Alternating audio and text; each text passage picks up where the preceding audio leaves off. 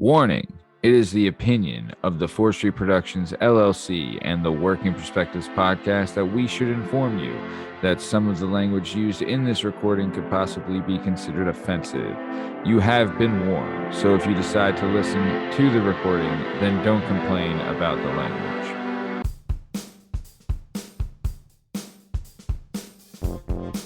Hi, hello, how are you? Thanks for stopping by. Today we're going to talk to some real people about some real things, living real lives, doing real stuff.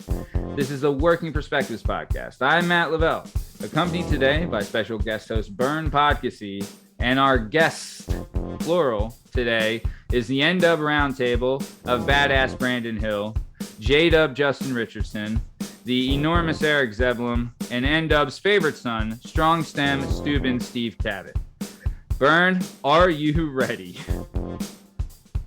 No, there's no way I'm ready for this. Just from the podcasts I've heard before and the little I've gotten to know Steve, this is going to be wild.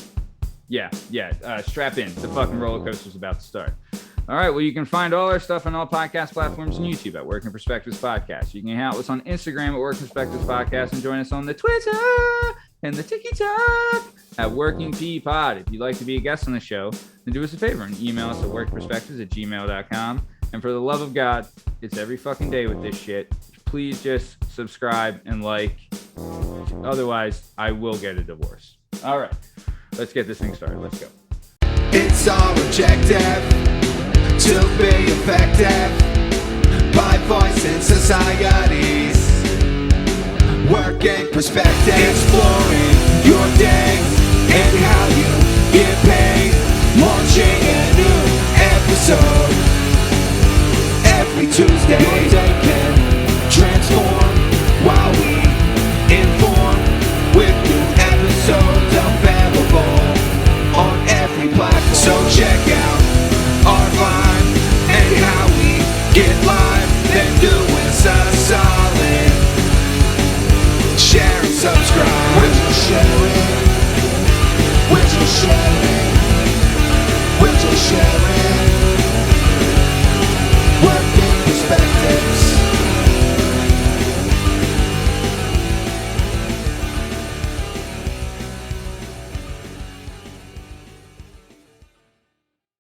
Okay, Benoit Podcasy. Got a couple people we want to introduce and reintroduce to the show. All right. So coming back for his second time on the Working Perspectives podcast, we have Badass Brandon Hill. Brandon, how are you, sir? I'm doing outstanding. Good. You look outstanding, pal. For all those listening, you can view this episode on all podcast platforms and YouTube at Working Perspectives Podcast. But you can visually see Brandon is wearing his two belts again. So back for a second episode with both belts. Glad to see they're here. And then we have first time guest of the show, NDub favorite son, Eric Zeblium. Eric, how are you, man? Thanks for coming on. Yo, what's up, Matt? I'm great, man. Thanks for having me on, especially with all these guys. It's going to be a good time. Looking forward to it. Hey, man, right back at you, pal. I mean, I'm looking forward to it like I'm looking forward to, like a colonoscopy. It's gonna be weird, but I'm gonna feel better after I have it done. So yeah, it's necessary. It's definitely necessary. All right, Jdub, got you on a different light on the Tuesday show. I'm glad to see you here. How are things? Hello. Good. I'm good. I'm swell. You look good and Hi. You look swell. All right, nice, cool. You excited to get this thing going or what? Yeah, I'm hype, yo. I haven't seen Bark in a while. I haven't seen Brandon Hill since I was like, I don't know, fucking 17 years old. Mm-hmm. Remember that kid who used to shit his pants who lives right behind your house, yo? That kid Richie, yo. Remember that boy used to always shit his pants, yo? What happened to him, yo? We'll get back to that. I need to know, yo. This podcast is gonna go any further until I know what happened to that boy. That was an everyday occurrence. Yo, it was. He shit his pants so much, like at first I thought it was a joke, and then like he really shit himself on that little football field right next to your house, and I was like, this boy really shits himself every day. Did he have like a disease or something, or is he just didn't know there was a toilet, just shitting? What's up? He was one of those kids that wanted to go outside and play all the time, and didn't want to leave like running around to go take a shit, so he would shit himself. Just let it go. You got to respect that. Dude, that's like some fucking Marine Corps shit, right? Didn't didn't Oh, we Sean don't Day? shit ourselves. Well, no, didn't Sean Day said on the show that he was hiding in a bush out back of Steve's house in Manayunk, and he pissed himself just so he didn't get caught by the cops, right? Isn't that? I mean, that's a different story, though. Yeah, that's extenuating circumstances right there. Yep. Look, if this guy wanted He to, shit his pants because he didn't want to stop playing backyard football. I mean, I mean, who's knock it tackling out? him? Yeah. Who's tackling him after that? Maybe it was a Yeah. strategy. It probably worked. I mean, I don't know. But to complete the introduction, Strong Stem back on the Tuesday show. Love having you here. How are you, sir? Listen, no more strong stem. It's Quattro Cabot. Quattro Cabot. Wow. Love it. Yeah, that's Like Quattro I Cabot. said earlier, your best days are behind you. Oh, God damn it. 5 shots fired. All right. Oh. Keep it kosher, guys. All right. Jesus. My Shalom. fucking back hurts as he says that. Oh man. Well, I mean, we're all old, so it's just gonna happen. So, all right. So here's how it's gonna go, guys. I have several questions. So we've talked about it before on the show and on the Weekend Pop-In, available on all podcast platforms and YouTube at Working Perspectives Podcast. We've talked about the neighborhood known as NDub, aka North Wales, aka North Willie, aka North Kakalaki, aka Dubtown, aka this is where the dubs fly. NDub. So they're really excited. We had mentioned this on a couple episodes before on Brandon's and on yours, Steve, your original Tuesday episodes, that we wanted to do an NDub roundtable and kind of just like, let's hear it out. Let's have some stories, see some perspectives and get it going. So I wanted to get it started with a question, but I do want to go back to, so what was the deal with the kid shitting his pants? Brandon, would you care to elaborate? All right, I don't know what else there is to say. He was just one of That's those kids. That's it. Did Every he time he not? walked around, he always smelled like shit. He always. I just always wondered what happened to him, Well- like if it stopped. The crazy part is too, and he's talking about where he's playing football. That what he said, field next to Brandon's house was not originally a field. It was a house that burned to the fucking ground in front of all of us. And watching goddamn firefighters run in and pull 15 cats out of this crib when we were in like 2nd and 3rd grade. It was nuts. Full blown fire, Matt. I mean, huge, right next to Brandon's. And that football field was full of cinder. That football field was the most lethal football field there was in North Wales. Like it had cinder blocks like around the outside because like the house had just burnt down. It was terrible. Yo. They never cleaned it all up. Like when they cleaned it up, they cleaned most of the stuff out. But you would play football and you would cut your knee and go get 15 stitches, and they'd be like, "How'd you do that?" And you'd be like, "I hit my knee on a cinder block in the field." But that was a typical thing. That's how you grew up. My dad would just come outside and put tape on it and move on. Yeah. He'd be like, "What are you crying, you pussy? What's wrong with you?" Nice. So, all right. So, man, that So real quick though, crazy. that kid still lives in North Wales. He does. Stop it. He married somebody all of us know too. I Stop need it. a name drop. I need Wait, a this name kid drop. ain't a Yeah, if you want to say the name, I'll cut it. Yeah, y'all know. Yeah. Wait. No. Yeah. I don't think Sounds I do. familiar. She used to live down on Elm Ave, right down the street from Henderson. Yeah, I know exactly who she is. Yeah. Oh, all right. All them Elm Married people him. were dirty, yo. For some reason, anyone who lives on Elm Street just seemed dirty to me. It All was of like a Elm third Street world was cut- grimy, yo. Yeah, And I and so, fucked a couple we bitches can be on Elm. clear, Matt. So we can be clear, all of us are from a certain side in North Wales, right? So Sure. North Wales Yeah. cut in half, Okay. and we don't intermingle with the other side, you know. What's Not the everyone, yeah. what's Shout out He's the to from the the west Hendersons, side. though. what's And the Craig. Shout border? out to the Hendersons. Main Street. Dumney Town and North Wales Road encompasses Okay. the borough up until 10th Street. Like that's just like one. It's basically 1 through 10, and then you have North Wales, Montgomery, Church, and Prospect, and then that like encompasses a whole 10 by 10. So you're Wow. Our saying side. okay, so your guys' side was the North Wales Road, Sumney Town, and it was like the Pembroke side, right? Like Yeah, okay. Pembroke Yeah. ended it, and then And Sumney then the, Town and then the begun. shitty bar side, like NDub Pub or Mike's, that's the dirty side. That's why Mike's is on that side. Oh shit. Man, I always thought that was Fuck nice. you, shit tooth. Mike. I hope she watches this one time. She knows who I'm talking to. Fuck you, shit tooth. Fuck. You had a We were in girlfriend. there. What? a weekend ago, and she immediately kicked you and we walked in there. Me and Thomas out, right? Cabot and Thomas. Last The second weekend, we walked in. a couple weekends ago, I scooped Thomas from a wedding. Walk in with him. Thomas has a beer in his hand. She immediately looks at me and says, "Steve, Tommy has to go." She's all mad, right? Now, mind you, this girl's a cousin of somebody we know. She's pretty cute, but when I say has the shittiest teeth on earth, I mean she's got like some black joints up around the top. The shit is a mess, right? So she's not bad looking, especially if she has a mask on. She was one of them broads that when she had the mask on, got body, cute eyes, nice hair. You'd be all fucked up when she takes that mask off and hits you with that smile, right? Yeah. So anyway, Shit Tooth says to me, "Tommy's got to go. He's an asshole." I said, "I know." I'm throwing Tommy under the bus. I'm like, "I know. I'm fine. I'll take care of him. We'll get him out of here." And she's like, "No, shithead. You have to go too. Last time you were in here, you guys got wasted and he kept taking his shirt off and you pushed the bouncer on the way out." I was like, "Well, fuck you, Shit Tooth." Fuck So you, wait, Shit Tooth. did Shit Tooth marry Shit Pants? No. I have no idea. She says she has a boy. Don't She you? says she has a husband, but Thomas seen her on the bender. Oh my god. All right. Well, man, fun stuff. Fuck you, Wait. Shit Tooth. So then, what streets did you guys all live on? Eric, what street did you live on? East Montgomery Avenue. Okay, so you're on Montgomery, and then Steve, what were you on?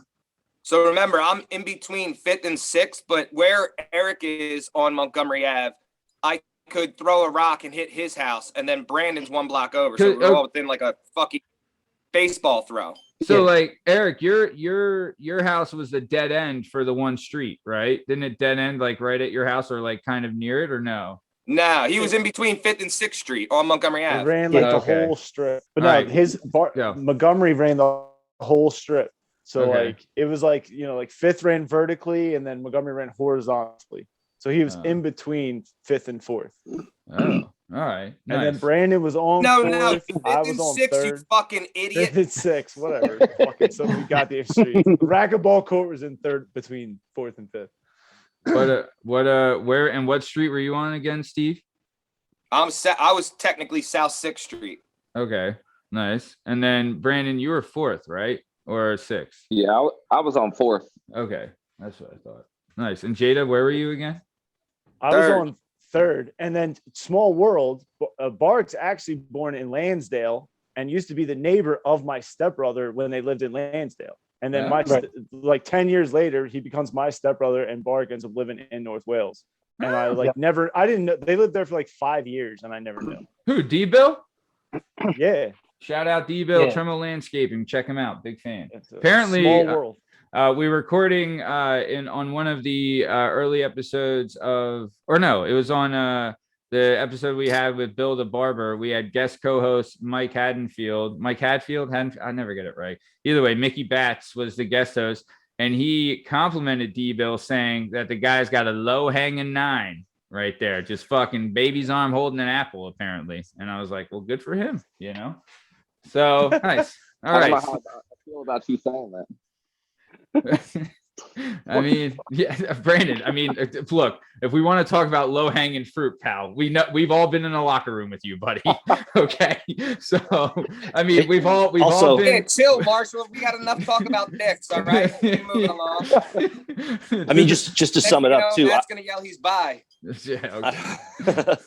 I don't know you guys that well, but if you want to tell anybody to have a low-hanging 9, feel free. I mean, grandparents, coworkers, whatever. Just get it out there. Yeah. Spread the word. I won't be mad. Bern, for just notice this baseball trophy we got in there.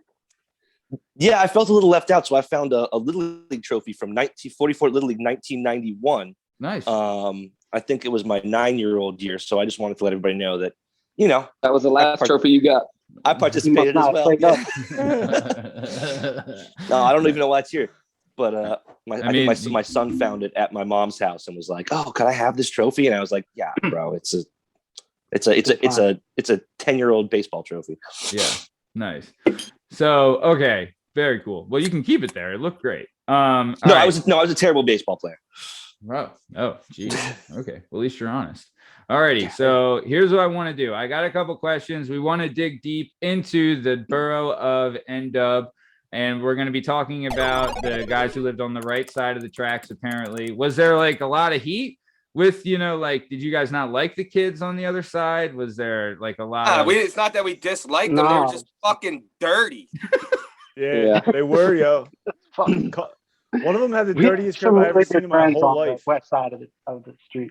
What? Hold on, say that again. We have really good friends on the west. We have really good friends on the west Bunch. side of the neighborhood. Yeah. But But 90% of them were scumbags. Yeah. Yeah. What did you say, Jdub? No, it was just one of the Bulls on Elm had the dirty. We had a sleepover in like 3rd grade, yo, and it was the dirtiest crib I ever seen in my whole life, yo. Like to this day, like a bowl of cereal was on the table that had been there for months, yo. Like I literally, like Romeo was there too, and we apparently stayed the night. Like I blocked it out. Like I swear to God, in my memory, I went home and like didn't stay. He's like, nah, Jdub, like we slept there that night. I was like, no, I didn't, yo. Like I went home, and he's like, no, like me, you, like another buddy of ours all stayed there, yo. Had roaches, had old cereal. Like I'm talking like a bowl of cereal sitting on the table for like 7 months. It was like powder almost. Like it was disgusting. I've never seen anything like it. Jesus. And I've hated Elm Street ever since, yo. I don't even drive down it. Yikes. Wow. Jeez. Okay. All right. Well, I've seen dirtier things than a 7-month-old bowl of cereal on the east side. I'm just saying. Oh wow. Oh wow. I'm just saying. Like old shit tooth, apparently. Yeah, I mean, we got kids shitting their pants just to stay in the football game and shit. Yeah. Trying to build the vibe in North Wales for you. Yeah. Yeah. Nice. All right. Nice. Okay. So let's keep it moving. So I want to start with some questions. So first question, and Brandon, we'll start off with you answering this and we'll go down the line. But in Lansdale, in the 4th Street neighborhood of Lansdale, there's a deli called Giuliano's Deli, right? It's still there, but it's not the same owners. And that was like a neighborhood staple, man. Like when people would come in that we didn't know, we were like, dude, you got to go here. They had the best real Italian hoagies. It was awesome. Love the place, right? Big fan. Everyone loved it. Everyone went there all the time. And it was like a cool little neighborhood spot. Is there a spot like that is in North Wales? If it could still be there, it could be gone, it could be whatever. But did you guys have a place like that when you were coming up in North Wales?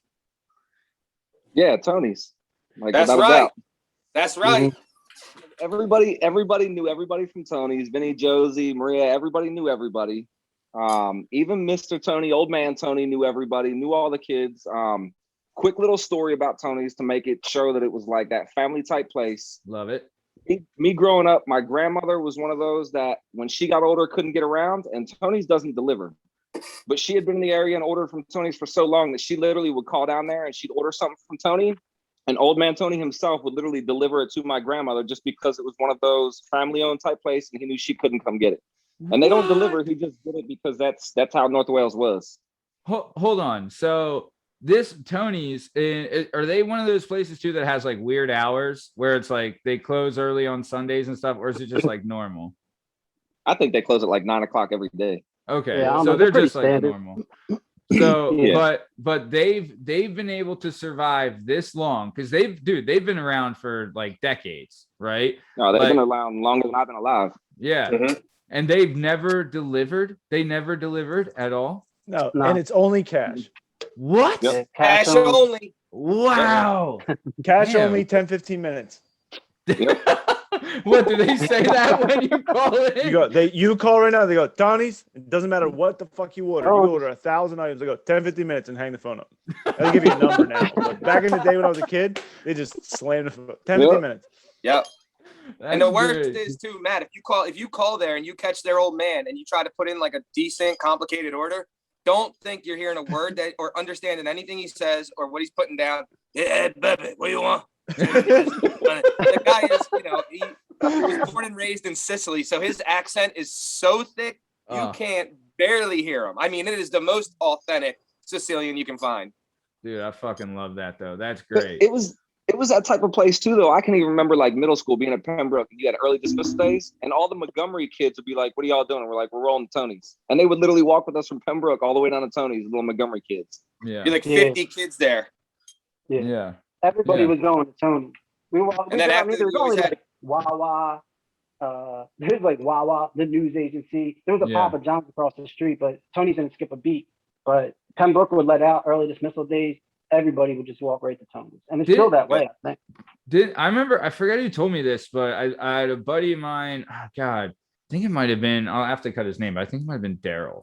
He said, was there like, I think he said he either hung out at Tony's or worked there, but was there like a rivalry between Tony's and Papa John's, or like, no, like Tony? There was no beef. So I worked at Papa John's across the street at all. So I would go and eat at Tony's on my lunch break in my Papa John's shirt. And Vinny would be like, "Are you a fucking asshole?" And I'd be like, "What?" And he'd be like, "Get out of here with your fucking Papa." I'd be like, "Dog, like you won't hire me. I'm not Italian. Give me a fucking slice of pizza." Like, shut up, man. He'd be like, "That was fucking assholes." I'm like, yeah, the fucking assholes. Also, there's no better advertising, right, than a guy working in a pizza shop across the street eating at another restaurant. Yeah. Like anybody who walks in is just like, okay, well, now I know who has the better stuff. Yeah.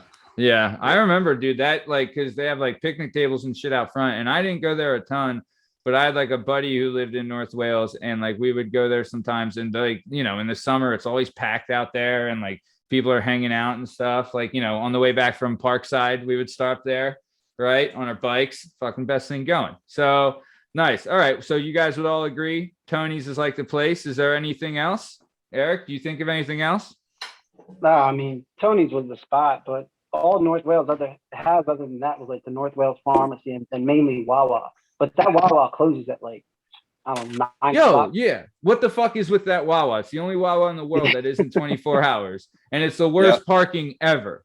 Yeah, news agency. There used to be Zelda's Bakery. They used to be not far from Ryan's Beverage. So that was right around the corner from my house. And for years, we would just roll in there as kids with like change, and you know, be like, "Give us donuts." Old like, Greek guy. Yeah, nice. The old man and the lady. And then they went to catering only, and me and my brothers would still walk in there, and he'd be like, "I don't do single donut sales anymore." I'd look at him with like 9 quarters and be like, "Are you gonna take this fucking $1.25 and give me donuts or not?" 9 quarters is $1.25. Old head always hooks you up too. That guy was the fucking man. So, all right, I want to start this then. So I know it was so in Julian, like I remember friend, you know, there'd be younger kids that we would go into Juliana's, and I would see them trying to steal stuff, and I would say, "No, we don't steal from here. We'll steal from everywhere else, but we don't steal from here." Right? It was like, you know, a protected kind of place. Was the North Wales Pharmacy like that, or not so much? The exact opposite. Yeah. All right, so Eric, go ahead. So, do you have a story or anything? And don't incriminate yourself. Stories, but I don't even know if I can share some of the stories that I have about. Don't incriminate yourself. Or my friends. Yeah. But the North Wales Pharmacy, it was just like, that was just a place you could go to get what you needed. It was a free for all. Like when we were really young, I mean, we were like elementary school and stuff, but I mean, you pretty much, it was just like, hey, let's take whatever we can get. Stuff you didn't even need, maybe, you know? But, and then as we got older, I think it progressed into other things, and some of us became employees there, you know? Yeah. That's shout out Liam. Yeah. Shout out to Shout out. Yeah. Hey, I want to get Liam on the show. Go ahead, Steve. Matt, there was a place, but it got shut down. There used to be right at the train tracks, the news agency, right? And there was an old head there, Clay, who lived in the neighborhood. The guy was the owner of it. So again, a guy that lives in the neighborhood, knows the neighborhood kids. That was the big thing with Tony's Pizza too. He had there's 4 kids in the family, and the one that was our age ended up passing away in a car accident. He was he grew up with us. So not only were we into that pizzeria, we were going there because our friend's family owned it. That grew up with us. Yeah. So we would we were like family to them, always hanging out. Same thing with this news agency place that nobody really, we took a little bit of shit, not like we did from the pharmacy. And then that place got shut down, but that place was the shit. Pharmacy had bubblegum cigars, and they had porn mags, like right on a rack where they kept the comic books. The news agency. The news agency. That's what I'm talking about. The news agency had bubblegum cigars, and they had porn mags, and they used to have DVDs in them. And I would pop the top and get the DVD out and hide it in my shirt, and then put the porn mag back. I would steal them all the time, back in the day. Being 13 and realize you could get porn DVDs for free, it was a wonderful, dude. Lucrative. He just did that shit last week. He's got he's doing it later tonight. dude. It shut down. The news agency shut down, unfortunately. Oh. But, No, that's a hair salon. They And I think lost the too much pharmacy- money on porn DVDs. that was their big undertaking. Hell yeah. Dude, that's the fucking best. Nice. All right, cool. I like that though, that there's like I always kind of like enjoy that there was like a neighborhood kind of thing. Like, no, this is our spot. We don't fuck with our spot. We'll go anywhere else and do it, but not here kind of thing. So And the Tony's big thing was off with Tony's limits. Pizza too, at the Yeah. end of St. Rosalima fairs, they have those big like once a year oh like St. Stan did. After the St. Rose fair, you would get like 100 kids walk down from St. Rose yeah. to Tony's Pizza and eat there. It was a fucking shit show. Oh, dude, I The remember biggest- going to the St. Rose Fair. That was fun. Go ahead. And The, oddly, we had 2 laundromats that were open 24/7 within like a half-mile walking distance. So like, as a couple times as a kid, like I would storm out of the house and be like, I'm not coming home. And they'd be like, where are you gonna go? And honestly, I would just go sit in the fucking laundromat because it was open, had a vending machine. Yeah. Nice. What were you Not gonna I say, didn't, Eric? I didn't steal a lot, but one thing I could think of is Wawa. So that Wawa there, before Yeah. they had the little system, like they don't even really do it anymore.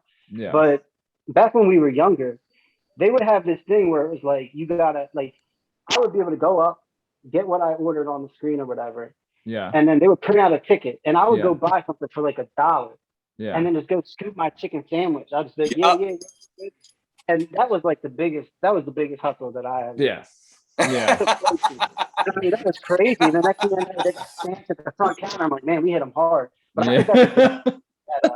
that little technique, Yeah. senior week, I remember down there, I'm getting all kinds of sandwiches for free. People are like, I'll got any money. I'm like, watch this. Just follow me. We had $3 and got 2 Snickers and 2 chicken sandwiches. Nice. Dude, that was the move. I used to work at Wawa. And I just tell people, dude, just come on in, pretend you're hitting it, tell me what you want, and fucking walk on out. Because to be fair, they don't give a Oh. shit. But Do you yeah. remember that when, when Wawa used to cut the lunch meat? Like they would actually cut your lunch meat Yeah. back in the day. Like Yeah. they had real good before the touchscreen and all that shit. Wawa had like good lunch meat. Yeah. And back then, you instead of ordering a hoagie as a cheap ass kid, you could order a single slice of cheese, which was like 8 cents. And then you could order 3 slices of turkey, which was like 28 cents. And then you would buy a single roll and a single mayo slice. packet. And I would walk out of that bitch with a hoagie for like $1.63. Jesus, So bro. Bro. Apparently, Yeah. We're Jdub grew broke. up on his own when he was 8, and he's Yeah. learning the laundromat game, the single Uh-huh. slice of cheese Yeah, game. Yeah, when your parents are alcoholics, you got time to kill, yo. You got Yeah. schemes. To figure, you know how much money I Yeah. made off penny candy, flipping it for 5 cents. Penny candy was the best. I used to love that. It was like a fucking like, especially at the pharmacy. You know what I mean? They kill it with the penny They had candy. everything. They had sour watermelons. They had purple fish, red fish, Tootsie Rolls. Yeah. Pharmacy Nice. had everything. Yeah, that was great. Yeah. The Nice. other big, so Matt, the other big, real quick, the other big spot behind that that laundromat, there was like a couple of these things, and it was kind of a thing in North Wales when we were kids with like probably you two, the BMX bikes, right? Right. Yeah. We had a couple like BMX bike full-born tracks with jumps and shit behind the laundromat. Yeah. That was like in the woods. yeah. Now, when I tell you more kids got fucked up in those woods on those tracks, those jumps back in the day were bad news. Dude, the like county came in and plowed them all Bulldozed because them of how down. aggressive they were. They were like, taking barrels and like stacking them up like 8 high and then covering them in Hell dirt. yeah. The Coca-Cola jumps. The like, Coca-Cola Coca-Cola jump. I jump. was just gonna say. Yeah. Yeah. Yeah, Coca-Cola jumps were legendary. Yeah. They came and plowed all of them one day. They like went Dude. around all of like Lower Gwinnett, North Wales area and just plowed all. I of them. remember we went to the Coca-Cola jumps and I was like, oh man, I don't know if I got the balls to do Dog, this. I was a little Fuck brother. it, Remember fuck this, right? this. I went there with my older brother and his friends, and they were like, I always wanted to get their approval. He was almost 5 years older than me. I was like fucking Yeah. 9 at the time. They were like 14. They're Yeah. like, come on, you can do it. Go off first. You'll be fine. And I'm like, yeah, you know what? I'll probably be okay. I could do this. Nah. I go flying off of it and absolutely eat shit, like flip into the woods, fuck my arm up, face all bloody. Gotta drag me back to my mom. She's ready to kill him.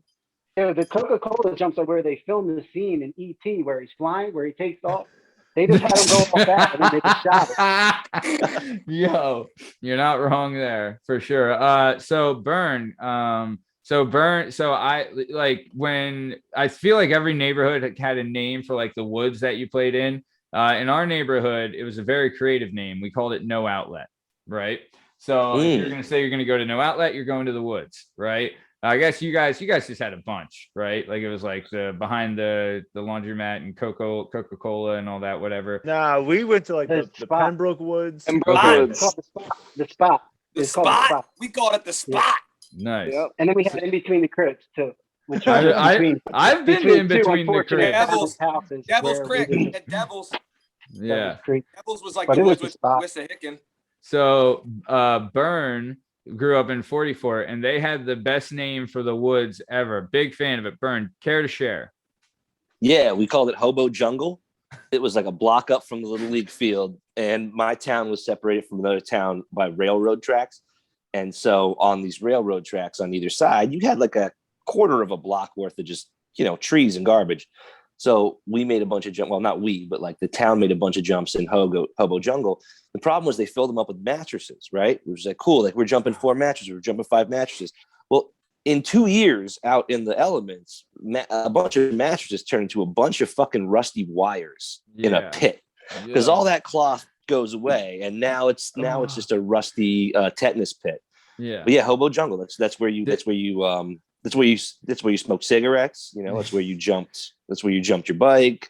That's where you tried to get, second basing it up. Hobo Jungle was the hang out with some shit tooths back there. Real nice. But so speaking of injuries on bicycles, Bern, I've heard a story. Do you know the one I'm talking about? There's only one, man. There's only one. Former guest of the show, friend of the show, Nick Gill told a horrendous story that is literally the nightmare of every kid. It is every kid's nightmare. But Bern, please do share.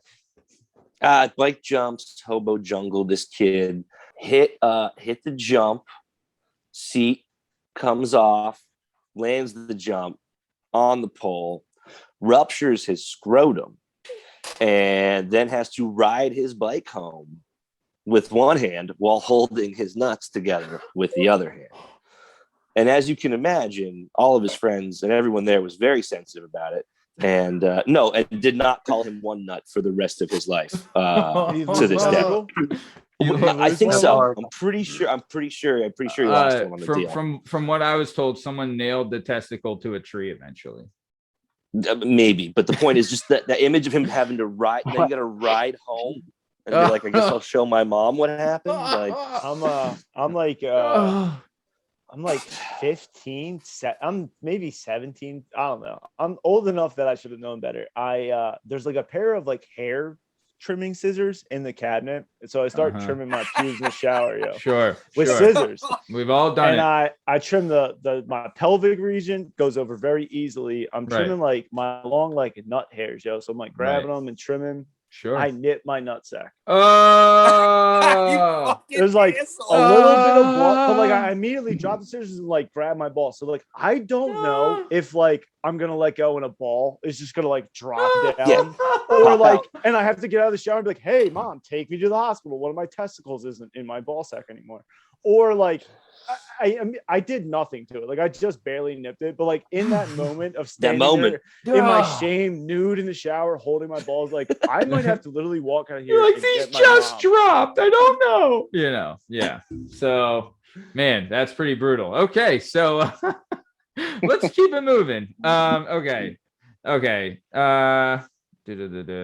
Okay, I have 2 questions we can do. I'll do this one first.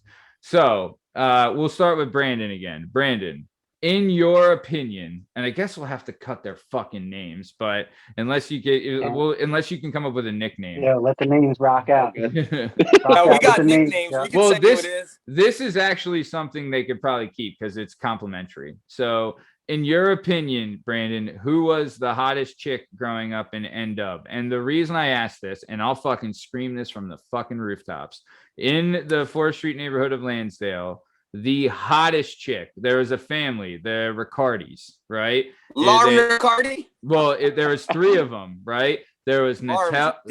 There was Natal. That was the oldest. Yeah. Then there was Renee. That was the middle. And I'm sorry, Renee. Renee was my grade. Dude, and then Lauren was the youngest. And dude, Renee Riccardi is still she's still probably the hottest chick in the fucking world. Agree. She was. Yeah, she's ridiculous. Renee's ridiculous. We had nothing like that in North Wales. Oh, she was. They lived down the street from me like my whole life, and it was. I didn't know that. Yeah, they lived like 2 houses down. Yeah, Renee was my grade. I tried to hit on her 5,000 times, and every time she when redhead? she went to Pendale, fuck you for saying that about Renee Riccardi, you mother. That's not the girl I'm thinking of. All right. Yeah, you. There was a redheaded Renee from Lansdale. No.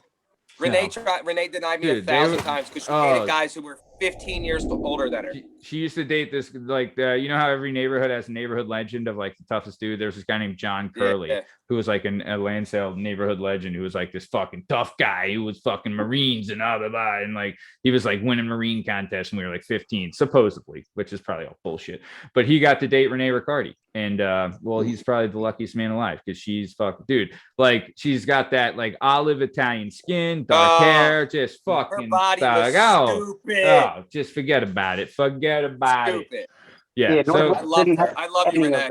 No, there was nothing like that in North Wales at all. well then this nothing like Renee Riccardi. Nothing like Renee Riccardi. Well, okay, so go ahead, Brandon. In your opinion, who was the hottest chick coming up in NDub? Man, I can't even put a name on one, to be honest. There was it's really like that. It is. That's a good answer. There's really nothing. It was like a bunch of 5s and 6s amongst everybody that you just thought were a 10 because they were the only 5s and 6s around. The old T and the A principle. 40 dudes and 10 chicks.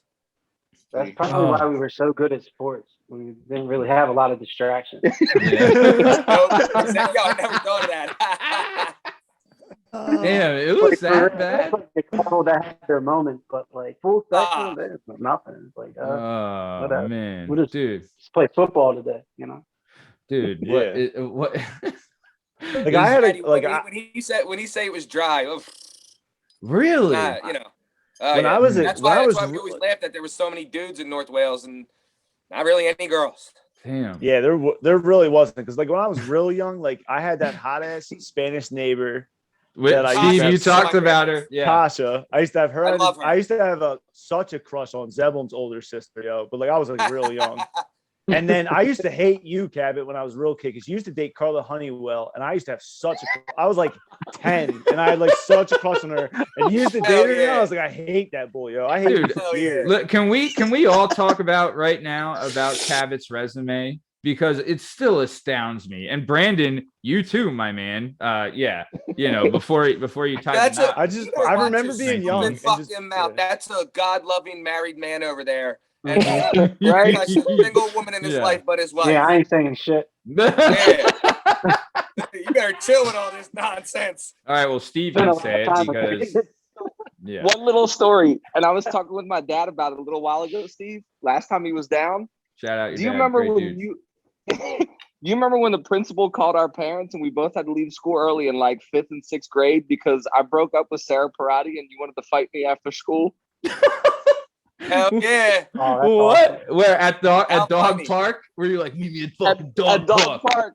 Yeah. Wait, wait. There was rivalries back in the day for no reason. Well, what? You had no chicks around, so what are you gonna do? Eric, what'd you say?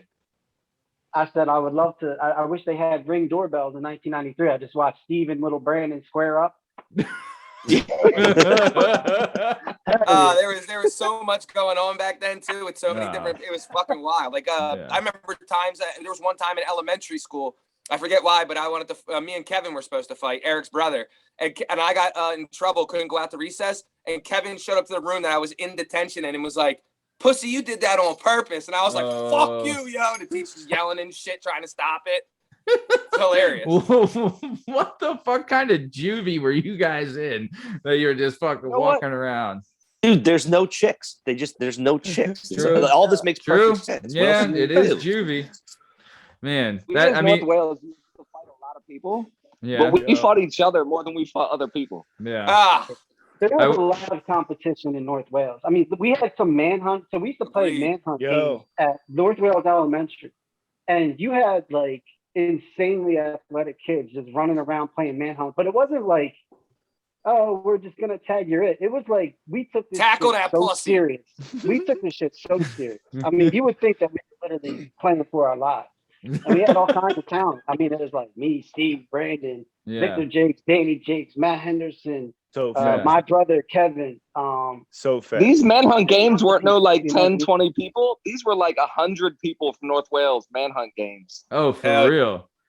It was a ton of people. We would get really big games, and then even like some of our games, like in what's known as the dog park, which is across from North Wales Elementary. Like some of those games were just insanely competitive. In those games, remember we would take those green walnut things or whatever that smell, and we would just throw them at each other. We would just throw them at each other for hours, yo. They would the things he's talking about, Matt. Yeah, they're like bigger than a golf ball. They're the green walnuts that kind of smell like a lime smell when you hold them. Yeah. I know what you're talking about. Dude, we would just gun them at each other for hours. Was there? I mean, Jesus Christ! I That's mean, just the neighborhood, man. Yeah. Remember, a lot of hanging out with the guys. Like, Bo could throw them things like 90 miles an hour. They'd be whistling past your head. You'd be like, "Yo, one of us is gonna die today." Yeah. And remember, our elementary to hunt the squirrels. Our elementary school was a dope one. We got the original. It was the high school in the original high school in 1908 or whatever. So our elementary school, when we were in there, had lockers that we didn't use. They had like science labs that were some of the classroom. When you were in like third or fourth grade, you had like the science lab room because, fucking 50 years ago, that was a high school. Yeah. Damn. He was talking about hunting squirrels. I seen one of the Bart was crazy. Yo, I seen one of the Trump bowers kill a squirrel one time with a TDJ, like murder it, and I was so with a TVJ. Bart's got a better one. TDJ, the smaller like footballs. Okay, I know what you're talking about. Yeah. It just like shattered. Yeah, Jesus. Would you get one with a Snapple bottle or some shit, Bark? What? I've killed a squirrel with pretty much anything you could throw. A paper clip. I'm dead serious. I've killed squirrels with the green walnuts. I've had kills with that. I've had kills with I've the had little kills. Multiple kills. I mean, look, this was a real thing that occurred in our neighborhood. I mean, it was not unusual to see maybe 3 or 4, 10 to 12, at times 16-year-olds in the dog park with the green walnuts, just chasing down squirrels, trying to kill them. What the fuck? And this is really what happened. This is really what happened. This is stuff that really occurred in North Wales Borough. Eric would come to my house, knock on the door, and my dad would be there, and he'd be like, "Is Brandon home?" He'd be like, "Yeah, what are you doing?" He's like, "We're going to the park to kill squirrels with walnuts." And he'd be like, "All right." Go get him, son. Your dad's like, "Good, just get one of these 30 kids out of my house real quick." Yeah. No, squirrel hunting, man. That was the thing. That was a big thing. Damn. Yeah. Speaking of the Brandon experience, when you walked into his house, his dad was such a fucking hard ass dude. Shout out to his pops. You'd walk in there going down into the basement, like you said. There's 42 of them in this little house. You walk into all boys too, 1,000 boys. Yeah. So you walk down into the basement, and there's just a straight up military style in the trenches weight room set up, and only the strong survive in this weight room. Yeah, like this ain't no pussy shit. God, every time I walk down there, I was like, oh shit, here we go. He's gonna make us do all types of shit. Dude, I remember Liam telling me like when you guys would have sleepover at Brandon's dad. I know where this is. Yeah. Nobody liked to sleep over. It didn't matter if we were like 8 or we were 18. If I had people over, my coming downstairs and fucking somebody up. Oh yeah. You were gonna get picked off.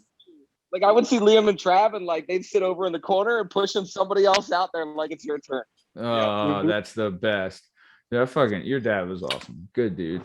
So yeah, nice. All right, so let's keep it moving then. So I will say this in answer to the question, who's the hottest chicken NDub? This would explain a lot because there's a certain reputation that has been given to some of the women of North Wales, is that they're hooas. Every damn one of them. Hell yeah. Respect. Good for them. Yeah. Hey, That's dude. North Wales, though, because if you think about it, you asked us who's the hottest girl in North Wales, and we started talking about killing squirrels, playing manhunt, and fucking burning his dad in the basement. North Wales, right there. Nice. That's great, though. Hey, I mean, I kept you healthy. So it's been brought up on this show before. I mean, well, I guess, that would help, probably help out as well with you guys are the best dodgeball players, I was told. Born bred dodgeballers. Very nice. So that's what we do. Nice. All right. So let's keep it moving. So So Eric, what is something that was in North Wales when you were young that is not there anymore that you would want back? And if yes, how would you upgrade it? Oh man, something that was there and is no longer there. Yeah, that was there when you were young that isn't there anymore. And if it was back, and if you could think of something, would you keep it the same or would you upgrade it? Well, there was things like the news agency. I mean, that was a classic. We talked about that briefly, but the news agency was cool. You could go there and buy fishing bait. You get the newspaper. Apparently, Justin was stealing porn or something. The porno DVDs. I don't think they sold much. I think they had like stale tasty cakes and stuff. But they had the playground was kind of cool. They had like a lot like the old wood cabin. And I remember as a kid, you could go up on the roof of the cabin. I felt like I was like breaking the law or something. Like I'm on the roof, But that was cool. They had the cheese and the big slide. Remember the big slide? Where is this Parkside? No. North Wales Elementary had like a large slide. I don't know how tall it was, but it was gigantic. Oh wait, the big metal slide? Yes. Yeah, I remember that thing. It was that like thing fucks so many kids up. It's unbelievable. Unbelievable the chaos that slide caused. The log cabin Bark's talking about, so many kids fell off the top of that. It was literally like if you could imagine Lincoln logs, but like a 6-foot little mini Lincoln cabin. So like you could crawl inside of it and you could hide on top of it. And then there was a big cheese and I swear to God, a 15-foot metal hot as fuck slide. And like kids fall off the top of it. So I was there one time, Matt, right? And there's this legendary guy from our neighborhood, Romero, right? He was a really tough guy from Elm Street, Bova. Yeah. Romero was like 2 years older than me and 3 years older than most of us, Bova. He was, there's another guy in my grade, Calvin Fly. A lot of us knew the Fly brothers, right? More dirty bulls from the other side. Anyway, so people were standing on top of this slide one time and Romero was like, Chris, you have to jump off this. And Chris said, I'm not doing it. And he said, you're going to do it. I'm going to throw you off of it. So Chris jumped off the side. And the second he hit the fucking blacktop, instant impact, snapped his leg right in half, fell to the side, screaming, crying, middle of recess, just snapped his shit because Romero made him jump off it for no reason. Bro, what the fuck? So wait, this and then people used to slide off at 100 miles an hour and then go up in the air and do the wrestling thing where once your hips get above like your pelvis or above your chest, they put their hands back like this. And when they do that, they land and snap their fucking elbow or their shoulder. So many kids, because you would come off that thing hot. What the fuck? It was just a pure 15-foot drop. Yo, it was the most lethal thing that ever existed. Yeah, they ended up knocking that out real quick as the times grew. And lawsuits probably. What is you mentioned a cheese? What is the cheese? It's this weird like imagine like a modern art exhibit of a block of cheese like warped in a shape in which it has like 4 legs, but like it's kind of a teepee and it has holes in it and you can climb underneath. It's the big cheese, like you had to have seen it to understand it. Yeah, the cheese. All right, if you used to play Womp, but like it was cool to us. Like the big cheese and Womp was very useful. Well, Eric, what were you saying? It was hard. The cheese was the dumbest thing ever, but I mean, it was we were really athletic, so we could jump from the cabin to the cheese when we played a game called Womp, which love Womp. Love Womp. That understands what Womp is. But love Womp. Womp, dude. Womp's the game. Wall and the fence. They had the fence over there too, but and the big thing with us with the wall ball in North Wales Elementary, there was like a spot where it was a cut, right? So you had a wall in front of you that was like 20 feet high, maybe 25 feet high, and on both left and right for about 10 feet back were walls that were the same height. So when you played, it was like a triple effect. And if you got caught in that that area, it was a fucking zoo. But the veteran move that the older kids used to do to me, and then of course I did to people on the way down, it was when you fucked up and you got suey, right? So suey, you fuck up, you're out. You got to walk up to the wall, hold the draw, and they get 3 people get to peg you with the ball or however many it was, right? Yeah. So the old heads in the fucking neighborhood used to slide racket balls in their pockets when you weren't looking. Yeah. And you could throw a racket ball way harder than a tennis ball. So you'd be on the wall like a dickhead getting ready, bracing yourself mentally for this tennis ball. And then I get lit the fuck up with feels like a goddamn golf ball off my back. You like drop to your knees, like, oh my God, I'm gonna die. This shit was brutal. Yeah, you guys. Yo, they blocked that spot off. Yeah, I know. It's fucking nonsense. Remember there used to be tornadoes in it? Like the way the wind would whip in there, there'd always be like little mini tornadoes in there. Tornadoes. That was sick. I remember getting on the roof during manhunt up there and finding like 100 different tennis balls, racquetballs. Oh shit! We used to sneak up there one night, and same thing. Like I found like 3 footballs, a basketball, and like 9. I remember coming home like so hyped. I was like, I have so many sports activity balls just from sneaking on the roof of my elementary school.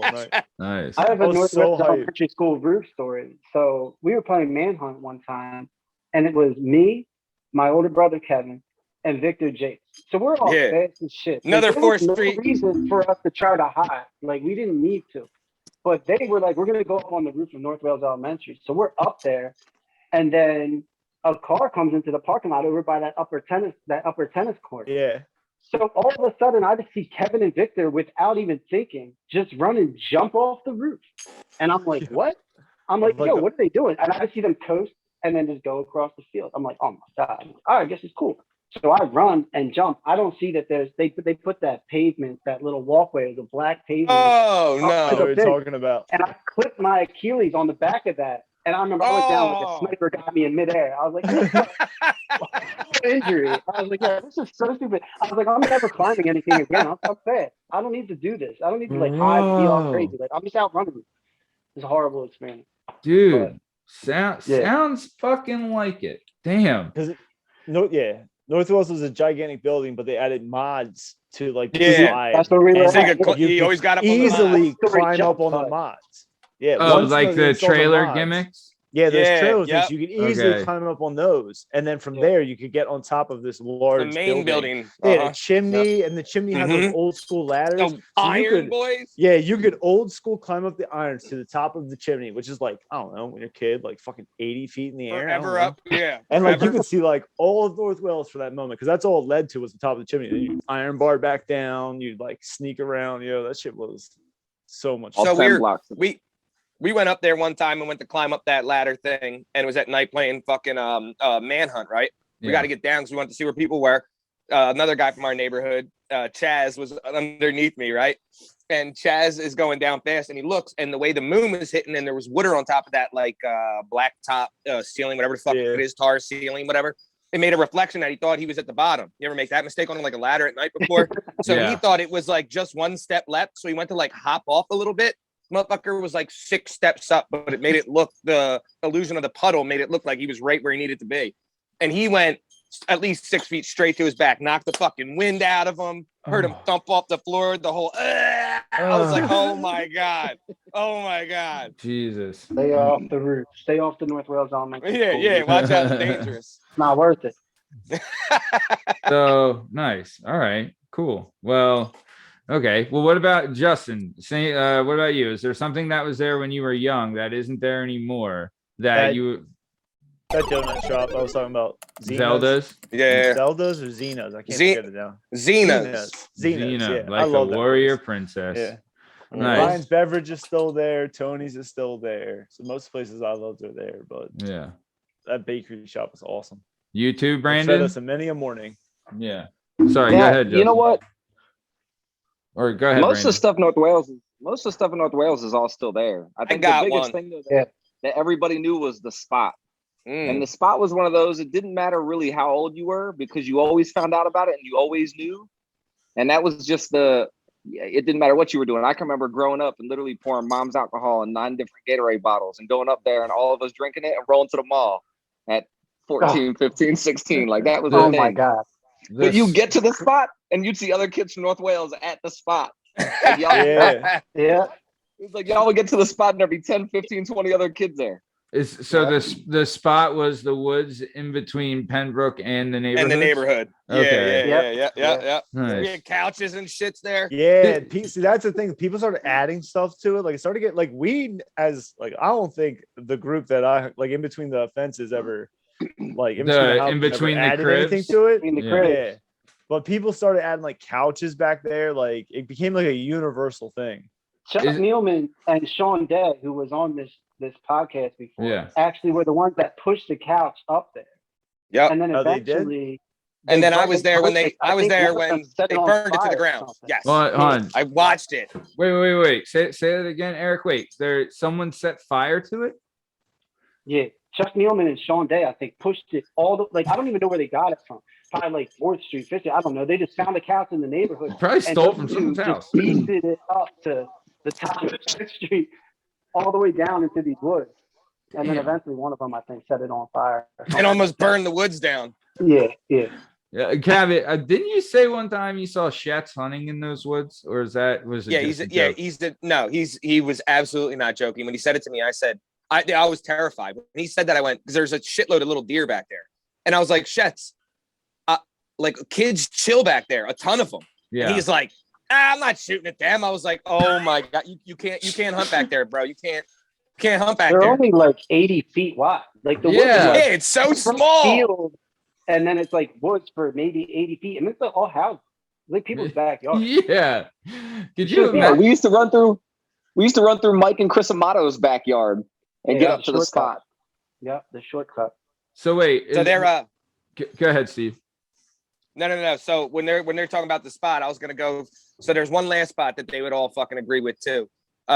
It was there for a while. The building's been there since the 1800s, but McKeever's, right? And you said you could make it different or better. So that old building, it's right by the North Wales train station, used to be the North Wales Hotel. Yeah. And in I forget when it was, the centennial of 1876, when they had the centennial big 100-year parade in America. It was in Philadelphia. Yeah. And the Emperor of Brazil and all these like famous people stayed at this hotel in North Wales. It's North Wales Hotel. It touches the train tracks. That would lead in, right? So it's a National Historic Landmark. And it had this little shitty bar that was the guys were from Fairmount in Philadelphia, but they opened this little bar out to here too, and it had good food and stuff, but it was literally only the bottom floor.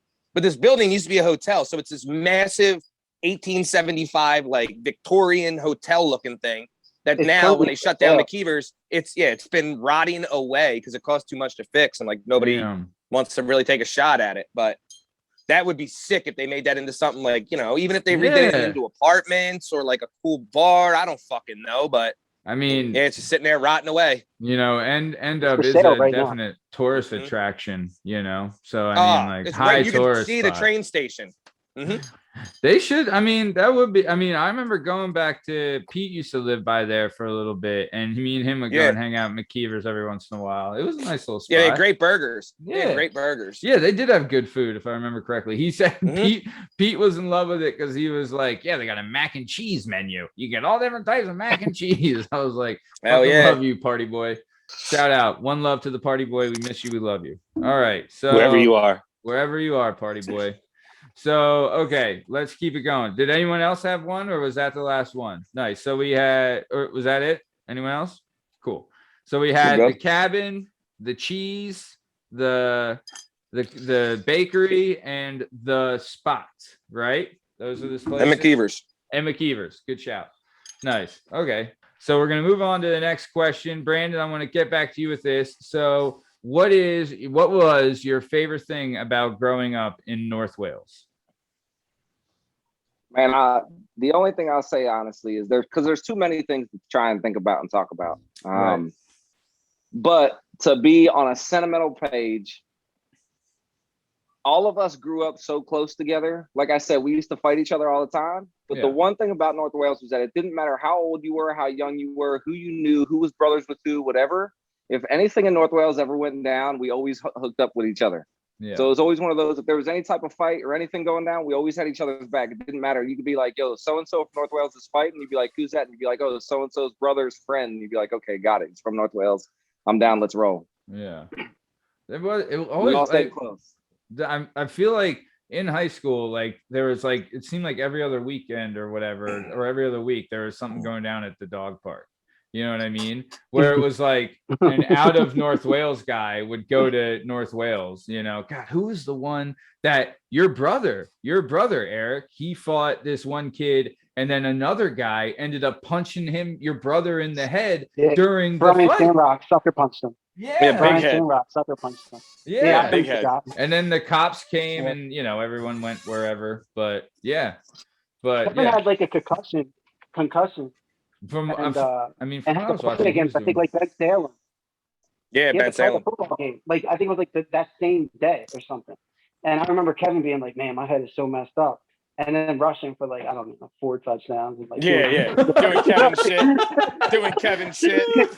But I remember he was like pretty upset by that. And but it was the weirdest thing was that Brian actually, like the Sandrock, like the Mike and Tom, like they all lived right across the street. Yeah, he fucked up. So He we didn't were mean to do it. He's confused. We were nasty. like, "Yo, what?" We were like, "What happened?" But from what I remember, your brother was getting the better of it. That faggot. I never even knew who it was. I never. That knew kid's who it a was. pussy But and was getting the shit beat out of him. Yeah. There was a lot of fights. A lot of the fights in North Wales, I remember, were just people making the mistake of like trying to hang out in North Wales, and then just like Getting beat up. We all hang out and talk. Like, we talk so much shit, and Yeah. like people would be like, "Yeah, I want to hang out with you guys." I'd be like, "Sure, no problem." And then like when it was all said and done, my friends would be like, "Yo, like I don't ever want to go back to hang out with you guys." I'd be like, "What?" And I was like, I kind of be like, "I told you," or like, "I don't know," like I can't, you can't hold me accountable for the way my friends acted around you. You know what I mean? I'm the grade below. Yeah, I'm the grade below all of them. So like, it all became a thing of like, "Oh, come drop an eighth off," and like, "Oh, you live in North Wales." I'd be like, "Yeah." I'd be like, "Am I gonna get robbed?" I'm like, "I don't know. Like, you might." Lead off. You might. Like, No guarantees.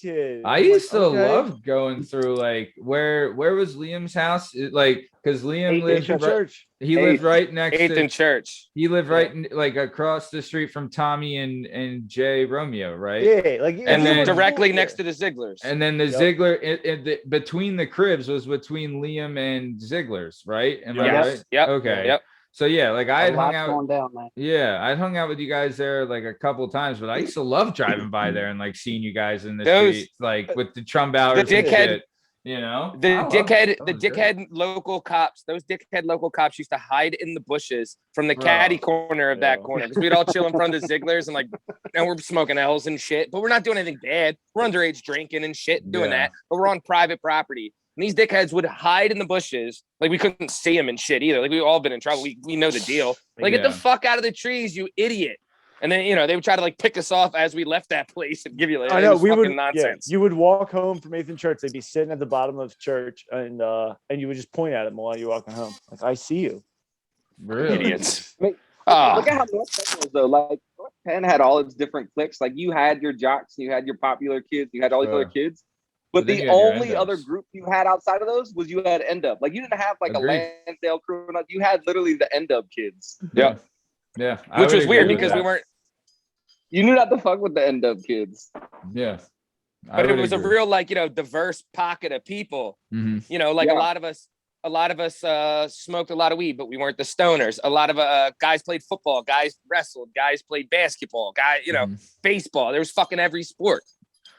I did notice. It was really unusual. We actually had like 5 years, maybe like a 6-year window, a 5 or 6 year window where we just had a lot of guys that were all, for the most part, a lot of us were athletes, but we were all just the same age. We were all just cool with each other.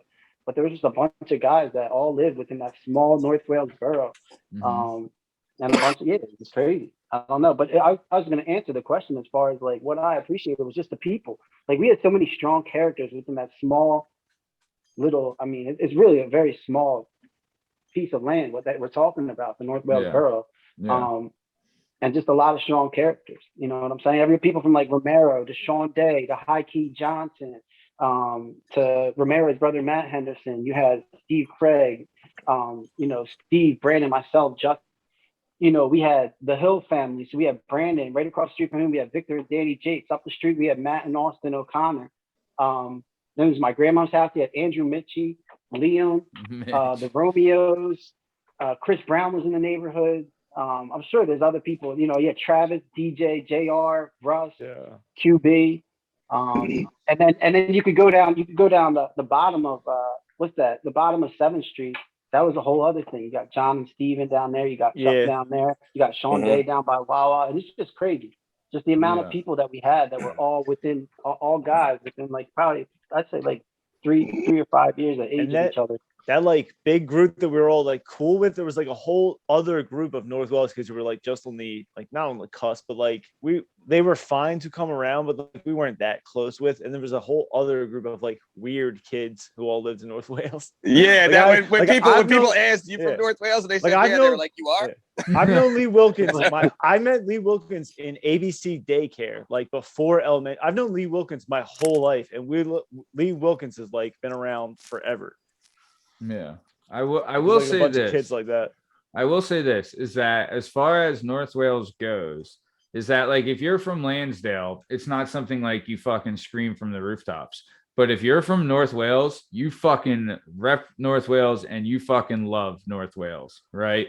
For as much as you fucking hate it, you love it too. And it does come with, and I will be honest, there is a reputation that you guys have of like being like, you know, rough around the edges and fucking not taking shit, which is a good reputation to have as far as I'm concerned. But yeah. What, these guys? Get out of here. But yeah, no, they're it was always like that. But I do remember in school, it was very much like you guys did, like you knew like these guys were all friends. You guys were all like grouped together, but you did have your own like separate entities within that group. You know what I mean? But I feel like, you know, you guys did have like an all for one for all mentality, which is fucking pretty great, man. Really is. Cool. So the my answer to that question is that the same thing as them, but also focus on like the parents, right? Because say they say the whole corny phrase about how it takes a village, right? Yeah. It really was like that in North Wales. Like if Brandon's dad or mom saw me doing something I shouldn't be doing, they're airing me out immediately. Like if Eric's mom saw me doing something, or the Romeo's parent, like every parent was a parent of all the kids. So even though we were wild as shit, there was like, you know, parents that for whatever each one was, they were at least good with kids and, you know, kept us in line. And so you were raised by so many different people and so many different scenarios and perspectives. And, you know, just it made us, you know, closer as people. Yeah. Steve, let me ask you this too. Is it one of those things? Because this is kind of where I grew up with. It's like, it's not just the other parents would air you out. Like they were fully allowed to punish you. Oh yeah. Like on the spot. Sure. And your mom and dad would be like, thanks. Yeah. Do it. I mean, whatever you got to do. Like I trust your judgment. Yeah. Keep this fucker in line. Yeah. Check them. But it's not just ratting you out. It's like, no, I've been fully authorized. I've been deputized by your parents to punish you as I see fit. And they're not going to be mad about it. I walked in the Braves house and got lit up by his dad. And he's like, that's what you would have. That's what he's gonna do. You know what I mean? I'm like, what are you doing? He'd be like, that's what you're gonna do. I'll be like, all right. I guess you're right. You know, fair enough.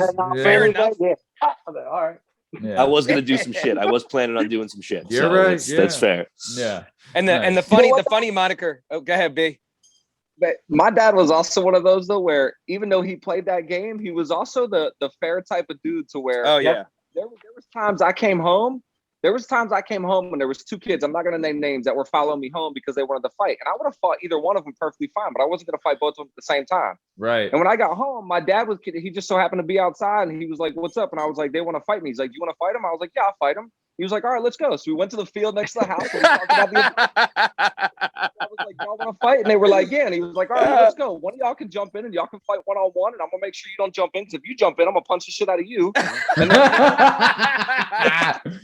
see, that's good. Yo, like, y'all two can fight, and then you can jump in and you can go. And then they was like, y'all still want to fight? And they were like, no. And he was like, all right, then get the fuck out of here. That's how See, that's fucking that's the way, like that's great parenting as far as I'm concerned. Because that, like, young men need that. You know what I mean? And those fucking two students need to be fucking taught a lesson. But also, well, I was gonna say also they learned something from that. Of like, be careful who you fuck with, because you don't know who's standing on their porch.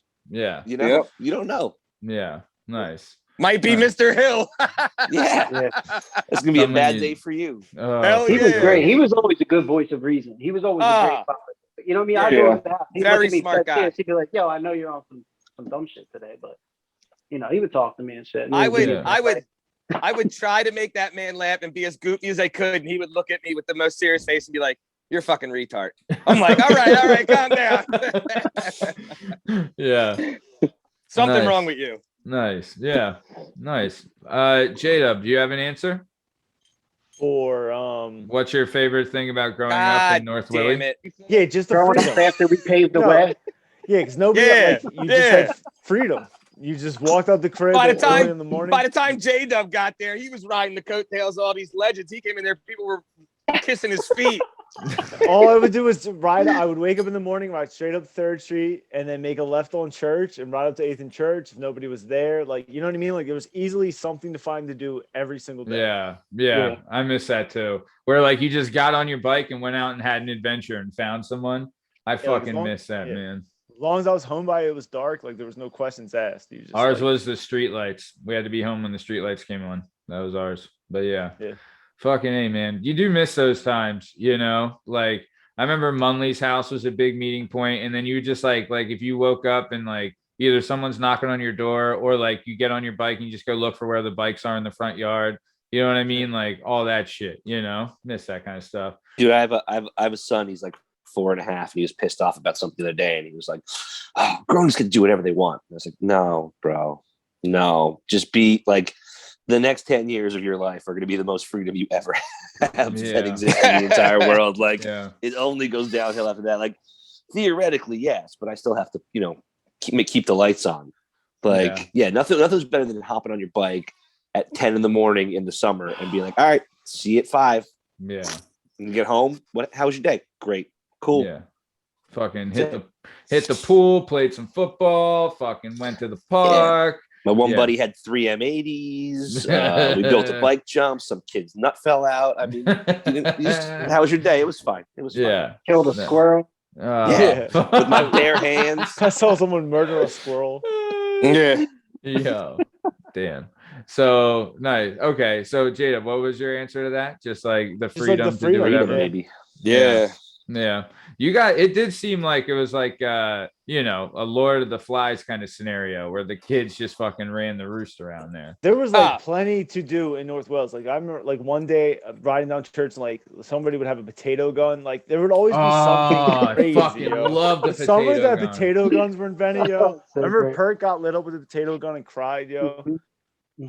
So the Perks, one of the kids who grew up in our neighborhood, and that kid Chaz, I was with Chaz. We went to build the fucking spud gun that he found online. This is the old dial-up where you plug your shit into the wall so no one can call your crib, right? Found it on like, remember, wait for this reference, the Anarchist Cookbook, right? See, I was just gonna say Anarchist Cookbook. I was just gonna say Anarchist shows Cookbook. you step by step how to do a fucking spud gun, what to do, blah, blah, blah. Chaz studies this shit because he's fucking nuts. We go out to Home Depot. Right off the bat, shout out to this old head. This guy's a fucking legend for this. We're trying to build this thing. We got like a couple things. We're trying to remember exactly what to do. We wrote it down on paper. Like there wasn't shit. This was so old, like you had to write it down. You couldn't like look on your blah, blah, blah. So we're in there, and this dude comes up. And he's like, "What are you boys doing?" We're like, you know, I don't know, 14 at the time. And the guy goes, "You motherfuckers are trying to build a spud gun, aren't you?" And we were like, "Hell yeah!" He was like, "I'll show you what to get." Right. So this old head goes and gets us all the right shit. Right. He's like, "This one's gonna fuck shit up." Gives us what we got to do. Shows us how to put it together for us in the Home Depot. This guy's a legend. I love this guy. What a hero! A hero of my childhood. This one-time guy. So we leave, go back. We put some Aquanet, the old hairspray for you young bulls. Loaded up with Aquanet. Aquanet also had more fuel in it than gasoline in the pump. Like that shit was real ass. That shit could take the paint off a car in a second. Wow. So we fill that joint up. Fucking, you got the little grill clicker. Clicks it with the grill, right? Shoots out. We were like, holy shit, this is awesome. So we're up at Pembroke Middle School. Chaz puts 2 cans of Aquanet in because it's fucking Chaz, and why not 2 fucking cans of Aquanet, right? Perk sees him screwing the cap on real quick because of those of you that have ever used a spud gun, it's a race at that point to keep all that fucking explosive gas in there. So you spray, drop the can, spin it on as quick as you can, get ready. He points it at Perk. Perk already knows, so Perk takes a full fucking sprint from, I don't know, he's probably 100 yards away from us and running horizontally against the horizon, right? So he's running to the side, and Chaz is following him with the spud gun down to his side like he's fucking, you know, I mean like this, like he's fucking Arnold Schwarzenegger, right? So he's running, and remember, the spud guns have a delayed reaction. So when you hit the flint, it doesn't shoot right away. It's like boom, and then it goes, right? He follows him the whole way, hits it, and from 100 yards out, hits him with a fucking 90-mile-an-hour fastball. Explodes off Perk's head, like hits him in the head. He hit him in the head. right in the dome, incinerates on his head. He does like a fucking cartwheel onto his side, instant. And Perk's probably, I think Perk's 2 or 3 years younger, so Perk's like, I don't know, he's 11, we're 14. Tears are absolute blood on the side of his head. Tears at me and Chaz picked the gun up and we just ran. We were out. Tommy Romeo was there. He stayed with him. We routed. We were like, we out. Who's Perk? Steve Park. Oh, yeah. Nice. He's no longer with us. Spud gun incident. He got his head shot off. How funny is this? They showed there was some kid on like I don't know, some social media where they're using a spud gun, and Perk took it and sent it to me on like a personal text message and put, "I'm getting this. Be scared." I was like, "Pussy, I'm not the one who shot you." Yeah, I was just the accomplice. Yeah. But it was a 1 in a bazillion chance he hits his fucking kid. Yeah. They're so inaccurate. There's a delayed reaction. It is the hardest thing on earth to fucking hit anything. Yeah. And he hit Perk on the run from 100 yards out. So that's what It was meant to be. It was meant to be. That's what we did to our friends in North Wales, which is why half the reason that kids not from North Wales didn't want to come. Exactly. 4th of July, Sean Day used to light Roman candles, and the second you saw him lighting them, you just started running. This motherfucker shot me in the back and in the neck the one time. I had the biggest like burn hickey. It looked like a goddamn Tyrannosaurus Rex gave me a hickey. That John sucked the skin off my goddamn neck with a steam burn because he shot me with a fucking Roman candle. Oh man, what it sounds like. I mean, you get a little rough. In Maniac, remember we used to shoot the golf balls off the roof, B and Eric? Oh my god. I think you might have been there for one of those episodes, right, Matt? Before we had the podcast tonight, as soon as you brought it up to me, Steve, I was thinking to myself, like, oh, Brandon's on. I was like, and Steve's going to be on. So I wonder if we'll get into the Maniac crib? 3-man slingshot with the golf balls off the roof of a house in Maniac, at the top of a hill in Maniac. Wendover Avenue. So wait, can you kind of, Eric, paint the picture? Like, what was going down? So you guys, there's a lot to paint. Brandon was already in his supply man role. So okay, so you guys you had the crib in Maniac, right? And you said it was by Castle Rocks, right, Steve? So we Wendover, right off of Maniac Avenue. Wendover, like right at the bridge. So Castle Rock was below the cliff. Okay. I was going to say we were up the cliff. Yeah, down a couple blocks. Yeah. We were sitting up top, and we would sit up top, and we could climb out Steve and Frankie's window. Yeah, Frankie's window. Yep. And we would Schoendorfer? Yep. Yeah. Okay. So we would go up to the top roof, which was basically like 4 stories up. Now at that time, I was working at a driving range. Yeah. So whenever I leave, I'd bring home like a jumbo bucket of golf balls. The biggest bucket. Why? Why not? Cause we'd have these parties, of course, and it'd be like Friday, Saturday night. It'd be 2:00 in the morning. It'd be like, "What do you want to do?" And we'd be like, "Let's hit golf balls off the roof." And they'd be like, "Okay." So we'd go up 4 stories, but then what you got to think too is out the back of where we were was also like 100-foot drop down. Yeah. Just a straight drop. So man, like the next, you would just like. The next streets over, you're talking like 200 feet down, and it's only like 50 yards. Well, I can drive a golf ball 250 yards. Yeah, so and you're elevated. We'd start launching them, and you would just stand there because you couldn't watch them because it was too dark. But you would just hit it as hard as you could, and you'd sit there, and everybody be quiet for a second. And you'd be like, "All right, who's next?" And you just start lining up. You wait to hear if people at Mad River got some shrapnel, or if it actually hit the water. That age, it would have been fucking Great Street. That's how long it was. Yeah, Great Street. Wait. We had a 3-man slingshot though. It wasn't the water balloon boy. So the water balloon boy. One of these parties, right? And Brandon's like, "Yo, let's go on the roof. I got the 3-man slingshot." So we go to the roof, and we have a 3-man slingshot, like people shoot the water balloons with at the beach. Yeah. 2 guys hold. Yeah. So 2 of us are like this. Someone else has a handful of golf balls. It's like 3 a.m. in Maniac. Yeah. On like a Tuesday, we're partying like it's some Mardi Gras. No Yeah. Aiming for Main Street and shit. Yeah. And then it would get to the point too where we would run out of golf balls, and we'd be having so much fun. We'd go downstairs and launching beers. I'd find donuts that were sitting there for like 2 weeks. We're shooting silverware. I got like a fucking, a pint glass in there. We were like fucking coffee mug. The coffee pot went off there before. We would go to the girls' house next door and steal their shit like dickheads. Sounds like you can take the boys out of NDub, but you can't take the NDub out of the boys. Yeah, which isn't good. Those scenarios we just spoke of right there is why. So we all had like different, even though we were like, we're all brothers, but like the groups of friends we had, we all had different friends, right? Like groups. Yeah. So like if there was like obviously me and Brandon wrestled and like, Bark played football. Like if there was like a guy on Bark's football team that was having a party, he'd be like, yeah, Bark, you can come, but you can't bring your friends. Like only, and this happens all the time. People be like, you can come, don't bring any of your friends. I mean, I'm not gonna lie. I've had parties where I had to throw NDub guys out of them. Yeah. And Eric, you were at one, I believe. Unbelievable. Yeah, like I was usually the one that would like be like, I have some friends, and then but it's like be like kind of gray area, like what is gonna happen. Like we didn't care. Like I feel like we were like our place was like everyone kind of could hang out and have fun, whatever. Like it wasn't like I mean, we didn't really like we weren't the only people that like it wasn't just NDub guys that got thrown out. Okay, so let's flip it, right? What would you say? And we'll start with Brando. We'll start with you again. What was the worst thing about growing up in the dirty dub, NDub? Man, I don't know. I know. You gotta start with. Go ahead. Yo, you could not bring a girlfriend around North Wales. Yo. Yeah. You just absolutely could not do it. If you bring your girlfriend to North Wales, she just never look at you the same. It's a guarantee. Yeah. I had to bring a lot of girlfriends around North Wales, and it was such a bad experience. It was not a good move. Like just because like she'd be like, dude, what are these animals that you call friends? Or like you have no idea what you would expose it to. Yep. Like it just, exactly. You have no idea what mood or what's going on. Well, I just want to clarify. So you weren't afraid of bringing a girl around because you were afraid that she would get with another one of your guys there, right? No. You were afraid like she would see you fucking being stupid with these guys. Yeah. Not even that. Just or your guys do some wild shit in front of her. Disrespecting.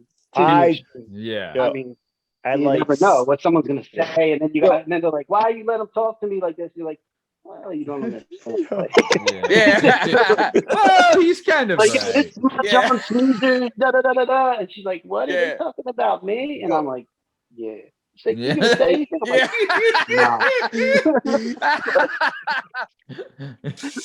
A perfect example. When me and Jenny got married, because we've been married for 16 years now. Fucking God bless you, Jenny, brother. the first time I brought her home, me, Jenny, Steve, Emo, Matt O'Connor, and a couple of us go down to the city. So we leave. We're down at Grape Street.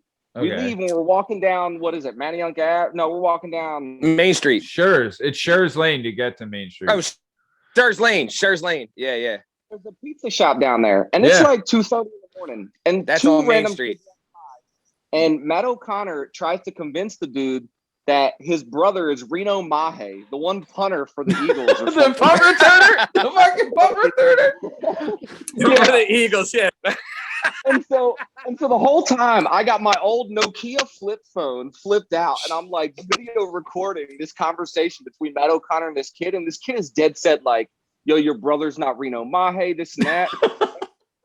I'm literally watching, like I'm recording I'm recording Matt O'Connor talk to this kid, and then I can see Steve off to the side. So Steve's like signaling me. So I record Steve real quick, and he's like, watch this shit. So I record back to Matt O'Connor, and this pizza shop has this huge pane of glass out front. You know the window, Matt. I know exactly. Right It's Manny. I think it's Manayunk Pizza or whatever, right? Yeah. Yeah, maybe. Yeah. Steve goes up and just banks this kid his head off the glass. And who, your Jenny friend? The Matt O'Connor? He banks his head off the glass? No, Steve Cabot. While Matt O'Connor's convincing this kid that his brother or whatever is Reno Mahe, Cabot's off to the side. He's like, watch this shit. And I'm like, okay. So I start recording Steve, and Steve just runs up, banks this kid off the pizza shop glass. The kid that he's talking to? And he turns around, he's like, what the fuck? And then Emo walks up, and Emo's like, shut the fuck up and get out of here. And the kids are like, where did this even come from? Like, we were just having a conversation. And Jenny literally looks at me and she's like, this is your friends that you like grew up with? And I'm like, yeah, this is like a normal Yeah, Like that wasn't. You're like, they're like, what? Reno Mahe went to BYU. I thought he was a Mormon. What's going on? So here? the reason too, the funny part of that was the reason why is the kid said, when we said, this is Reno Mahe, you better say what's up to Reno Mahe. And they were like, Reno Mahe sucked. And I was like, you saying my boy's brothers suck? Fuck you. And I grabbed his head and smashed it off the window like a dickhead. But I was like 20 fucking one. Right, but still, that's a pretty fucking. I mean, shout out Reno Mahe, fan of the show, listener. Fan of the show, yeah, fan of the show, big fan of the show. Yeah, fan of the show. We got that a was big. The first time Jenny came around. Hungry channel ever for the Eagles. Reno Mahe was the best. Yards. Yeah, best east to west runner that the Eagles ever had. Hell yeah. Fucking all east to west, that guy. Jesus. Sideline to sideline. So to recap, the worst thing was really just like being with your boys in front of your chick and her seeing like, oh, so because you act like, when you're trying, especially when you first start dating a chick, everyone's like trying to fucking be cool, smooth or whatever the fuck, right? And you're like, you do act different, like try act cool, but then she sees you being a straight fucking ape with your buddies, and she's like, okay, this is the real you now. Okay, now I get it. So Steve, cool, she was still, Yeah, the thing is, friends, like I could be cool the whole time. I could do nothing stupid, but my friends might do something crazy, and I'm just like. Like what he's saying, like when you bring a girl around and one of us is standing there, and you known this girl a month, so we're like, yo, and we're all drunk or high or something. We're like, yo, Bart, you trying to crush that smeeze or what? And he's like, dog, stop. Like, come on, stop. We're like, smut that smeezer. Cool, and then she looks over and she's like, are they talking about me? And he's like, and she's like, do something. And you're like, well, no, I've known them my entire life. I've known you a month. Yeah. Like, I mean, Damn, why am I here with them? Like, fuck, shut up, dickheads. Yeah. The worst is when the girl tries to actually engage in conversation back with one of my boys. Like, if you pull up I'm talking like ancient church. You like everybody's on, then this girl is like, well, who are you? And I'm like, oh my God, you shouldn't have done that. You know what I mean? Like, who are you, idiot? And then I'm like, oh my God. All downhill from here. I'm like, it's the same exact story. I'm like 18. I bring a girl to get trees off Chuck D, and Chuck gets in with her, and starts Chuck just starts saying dumb shit to her, and she looks at me like, you gonna say something? I was like, no. She's like, what do you mean? I'm like, it's not worth it, I'm like, let Bull say whatever he's gonna say, Yep. Steve, just to recap too, Steve told a story on a Weekend Poppin' about 2 weeks ago where he flew across the country and within 3 minutes of meeting his buddy's new to be bride, almost had an altercation in an airport. Yeah. So all of this tracks. Yeah. All of this tracks. That episode the episode's available on all podcast platforms and YouTube at Working Perspectives Podcast. So nice.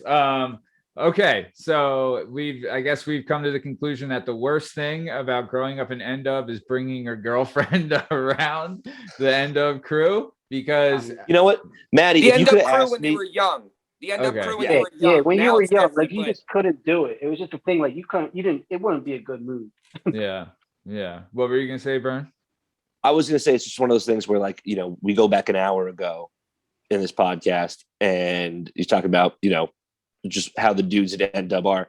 You could have seen this conclusion being like, and then we turned 16 and then things got weird. So I was trying to bring a girl around and being like, oh, this is now I bet you didn't do it more than once, you learn your lesson real quick. You're like, okay, all right, let's go hang out with your friends tonight. Usually the ones I wasn't serious about, I'd be like, whatever, she can take it. Like, I don't care where the relationship goes. Yeah. Well, it's like she's not gonna be about out long anyway. Yeah. It's like the car door test from Bronx Tale, right? You bring a girl to NDub and she walks out of there being like, I still think you're sweet. And you're like, well, all right, good. We're good. Let's get married tomorrow. Let me tell you, that test still holds weight. People are like, when every one of my boys' wives were like, they just accept us. I wouldn't necessarily say they like us, but they understand we were around way before them and we're gonna be around after. So they're like, or if there is no way, whatever. But they're like, I guess I'll put up with it. And like I said, we're all, and those are the ones we actually are all like, hey, if they can put up with us and not think we're like fucking Neanderthals. Well, now you're in.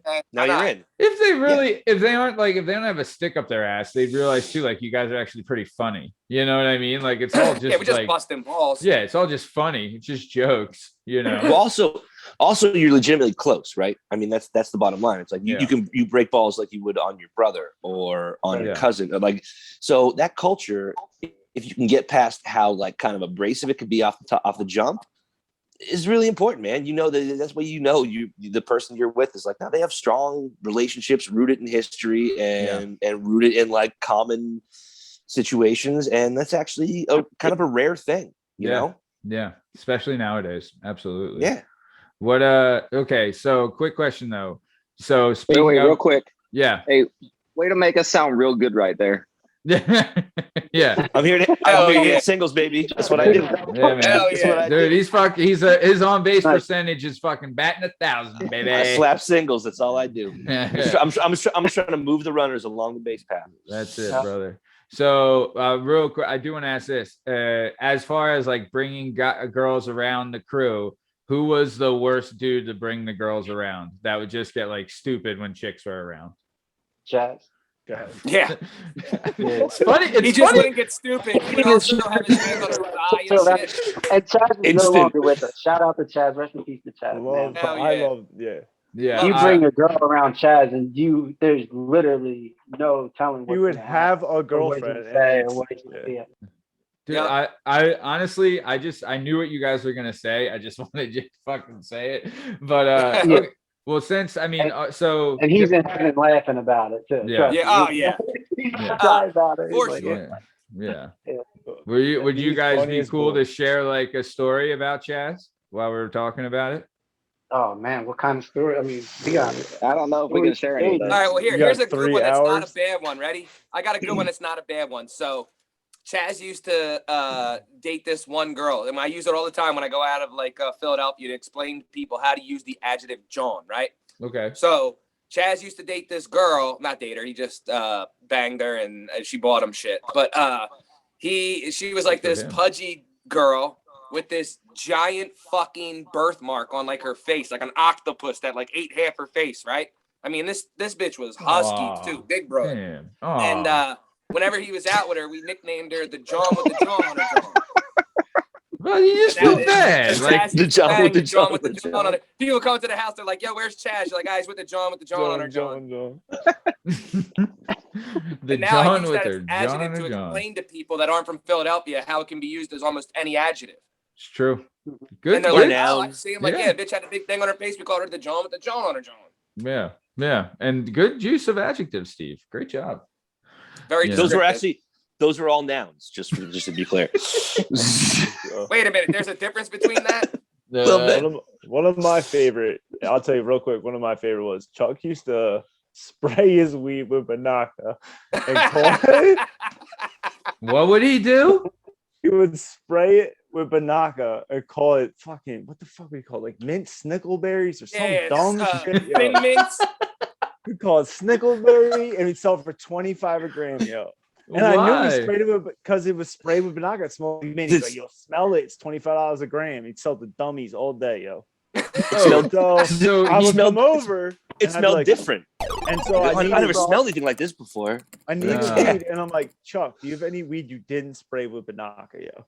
And he's like, yeah, I got some, yo. And he pulls it out, and I open it, and I smell it, and I'm like, you sprayed this Banaka already. And he's like, I'll give it to you for 10 a gram, yo. And I'm like, what? Why are you spraying all of your marijuana with Banaka, yo? I love them so much. The other one quick last one is I walk in his room one time, I open the door, he's laying on his belly with Crystal's nail polish kit, and he's painting a sheet of paper with clear gloss. That's right. And he's like, I'm about to sell this John for $100, Jdub. And I'm That's like, what? Sheet. He's like, this is a sheet of ass. I'm about to sell the bull right now. He goes outside. He took computer paper.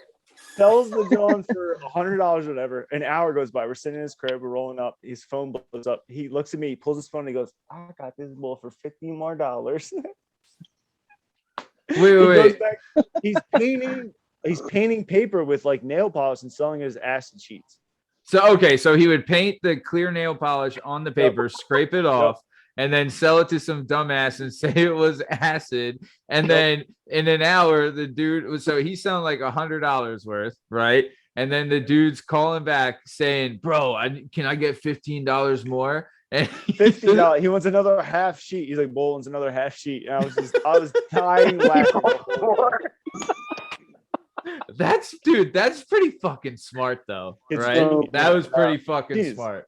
Sprays all with Banaka and fucking paints fake sheets of acid. Yeah. Tom had told me a story about when this is a perfect example of what you guys are saying about how bringing your friends around, not from NDub, to hang out with your NDub friends. Does this involve the screen door? No, not this Okay, one. I mean, you can tell that one next, but No. so Steve had so Tom and Steve were boys, on the team. So after like a meet or a tournament or something, Tom and Steve go to hang out, and they wanted to get some shit down in the city. They wanted to get some weed, right? So Tom, Steve, and Chaz, right? Steve, you three go down to the city. Poor Tom. I should have never brought him around my dickhead North Wales. So they go down and like they go to the hood, right? And where are you at? Cheltenham or something like that? Nah, dog, we're behind Temple, 17th and All right. Jefferson. Okay. We ain't in no fucking Cheltenham. We ain't fucking straight up middle of the goddamn belly of the beast. All right. So yeah, you're behind Temple in the hood and you buy some shit from the guy, right? And then Chaz, instead of giving him the money, rips up the money in front of the guy and throws it at him after buying the shit from him. Right? Which makes no sense. Yes. Did he ever say why he did that? Or that was just him? That was just him. There's no asking why. He was just like a loose cannon, I guess. I don't know, I think he didn't like that guy, so he said, fuck you. I think the guy tried to like tell him that he was gonna they wanted more money. I forget what the scenario was, but yeah, he ripped it in half and then peeled out on him. Wow. Good for him. Nice. I mean, yeah. All right. Well, rest in peace to Chaz. Everyone's a big fan of him. All right. So let's keep it moving. So, okay. So one of the last questions, then we can roll out of here. So who was there? I want to ask, like, was there someone that you grew up with in NDub that was like a neighborhood friend or a neighbor or whatever that left North Wales, right? And like, maybe like the early teens or whatever that moved away that you were friends with, that you lost connection with, that you would like to reconnect and see where they're at right now? Bern, you're muted. the kid who shit his pants, but apparently Brandon said he's still in the hood. Yeah. Bern, what were you gonna say? I was going to say I have one little follow up at the end. Okay, After cool. that. Cool. But it's easy. Go ahead. So, Justin, do you think of anyone that's moved away that you kind of like wonder where they're at now? There was this kid, Sean Fox, I was real good friends with until third grade, and his parents were in the military, and he moves away. But other than that, I don't remember. Like, there's a buddy stayed around. A buddy of mine that I used to hang out with all the time. His name was Sean Flaherty, and he lived he went to St. Rose, and he lived up like, God, you know how you go past you're up Town and you go past like the church and you go past the school and like you go down that hill and there's like the first road there. I think it's like Lower State or Upper State or whatever. He lived in that, like you make a left there in that little like development, and he lived back there, which was pretty cool. But yeah. So yeah, shout out, fan of the show, listener to the show, touch base. Yeah. So what about you, Eric? Anyone comes to mind? I don't know, man. I pretty much am familiar with everybody we grew up with. I know where they're at. I mean, we had there was Chris Corona who moved from. Liam would talk about him. Yeah, Chris was cool as shit. He was like one of our boys in our age group, and he moved to Methacton. Like when we were, I think at the end of 9th grade or something, he moved to Methacton. But like I still know where he's at. You know, he's down in Florida and stuff. So, but there's not really anybody from the borough or anything like that I'm not aware of where they're at. I remember Liam told me this story, and shout out to Liam. Fucking hopefully when you listen to this, you'll fucking contact me so you can be on the show. Is this about Chris taking shrooms by chance? No, it's about Eric has like 11 secret stories. Everybody knows those stories. I mean, if you want to tell them, go ahead. What's Eric? Can you share the shroom story or no? Oh man, this is crazy. So feel free to chime in. I don't know if Brandon and Steve what details. Just for the record, me and Chuck Modini, we talked about earlier, provided these ones and found these ones. Chuck Modini is his name? Yeah. That's one of his Dirk Diggler. C Swizzle. Brazilian names. For Chaz. Okay. But Yeah, so I mean, like, there was a lot, like, so long story short, somebody brings some mushrooms to the borough of North Wales, and a lot of people haven't taken mushrooms before. I don't even know how old we were. We were like young. And, we were experimenting and doing stuff, whatever. And so Andy Benandi, aka Andrew Gotcha, right? Yo, I haven't heard that nickname in so long. You said what? What would say the nickname again? His name's Andrew Gondrum. We called him Andy Benandi. Andy Benandi. Yeah. So his parents were away for the weekend, and he had an older sister, Lauren. So Andy Benandi and Lauren decided they were going to have some people over. Well, this in this you know, the way the universe works is funny. How they had this open house. Chaz and Steve apparently found some good mushrooms to bring into North Wales Borough and distribute to the youngins of North Wales Borough. So we're all meeting at Andrew Gontrum's, and a lot of us are taking mushrooms for the first time. Yeah. And Chris Corona happens to be one of those people. So I decide that, you know, I'm going to take a little bit, blah, blah, blah. Right, I go to the Luke Oil. It's not hitting me yet. I'm going to smoke some weed. And so I took Jill Bielhauer's car with her to Luke Oil, and I'm on my way back, and I'm driving, and I remember it's like, yo, this is like a video game. And she's like, what are you talking about? I was like, we need to get back. I get back to the house. Everyone else is kind of coming into their element too. So everything's kicking in. And one of us, more so than everyone else, was really getting the effects of this. And that was Chris Corona, who decided he was talking to Jesus or something. He was saying, I am Jesus, I am God. I am Jesus, I am God. And he made this horrible mistake, and he found the bathroom mirror, and he was stuck in there, and he was like stripped down to nothing. And he telling us how he sees Jesus, sees God. And I remember, I think the first people to find him were like me and Steve Trumbout, and we were looking at him like, yo, just like chill in here. We didn't even turn the lights on. We just locked him in the bathroom and tried to keep him in there. And so he decides, you know, we all go back downstairs, and we're trying to like relax and embrace everything. So we just see these two bare feet coming down. They had the steps that were like, here's the ceiling, and then here's the steps on an angle. Yeah. And you just see these two naked feet coming down. And you just see butt naked Chris Corona come down and just turn and look at us. And we're like, oh shit, he's butt naked. But we're all shrooming. We're all hot. We're smoking and shrooming. Chris just looks at us and runs out the front door. It's like 3:30. We're all underage. Runs out naked. Yeah. All this dumb shit. He runs out the front door, butt naked, and just is gone. So we're all looking at each other like, what are we supposed to do right now? When we go outside, he's banging on neighbors. This is like row homes, like townhome row homes in North Wales Borough. He's banging on neighbors' doors. I am Jesus, I am God. I am Jesus, I am God. So we're out there together, and we're like, yo, someone's got to like capture him, you know, but he's butt naked. Eventually what happens is we're trying to get him. He's running up and down car hoods, getting away from us. And Andrew Gontram just lit him up. Eventually, Andrew's like, yo, it's in my house. Like, a lot's going on right now. I didn't really plan on all this. It's like when somebody runs on the field during a professional football game. Exactly. There's one dude who's like, I got to kill that guy right now. Wait, so he punches him? He punched him, knocks him back. He hits his head on the curb. We had to call the ambulance now. And the ambulance people are trying to tend to this young teenager who's butt naked on Andy Benandi's front porch. I was gone. I was like, I'm going home. This is too much. I didn't really expect all this, you know? But they're like, are you okay, sir? And he's like, I am Jesus. I am God. I am Jesus. I am God. They're like, yo, what is wrong with this kid? Butt naked, sitting there, bleeding out of his head. Dude, what the fuck? While you guys were all fucking booming out, right? Just doing your thing. Oh, yeah. It was our first time, too. Running over the people's cars. Oh, it wasn't like people had experience. Like this was like all extremely overwhelming. Yeah, it was crazy. Yeah, no, I was gonna say there's probably a lot of people who were there who only took mushrooms once, because that sounds like a real rough first run. In the psychedelic world. Yeah, it was. So he has a lot of nicknames now, Chris. He is Jesus. I am Jesus. Yeah. Nice. Nice. But Great. that's a classic story, and there's a lot more to it. But that's a crazy story about Chris and North Wales Borough. Some of the stuff that happened there.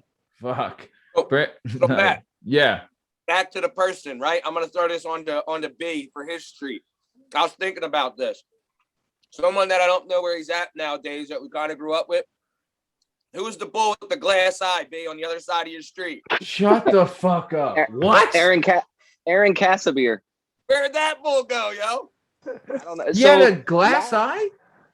Yeah, he had like cataract in one eye or something like that. And when they went to do surgery, like the surgery didn't work out, so they basically had to take it, and he had a glass eye in one eye. You can only see out of the other one. Yeah, hell yeah. Last I had heard, his dad got a job like over in Europe or something like that. And this is when we were like 15, 16. Yeah. And they basically moved over to Europe. And that's the last I heard. I haven't heard from him in 20 years. Oh, glass eye, yo. That kid sucked at football. He sucked at baseball. The only thing that pussy did was row his boat and fish because he couldn't do shit with that one eye. Yo, he starred in The Last Action Hero, though. Did he row his boat in a circle?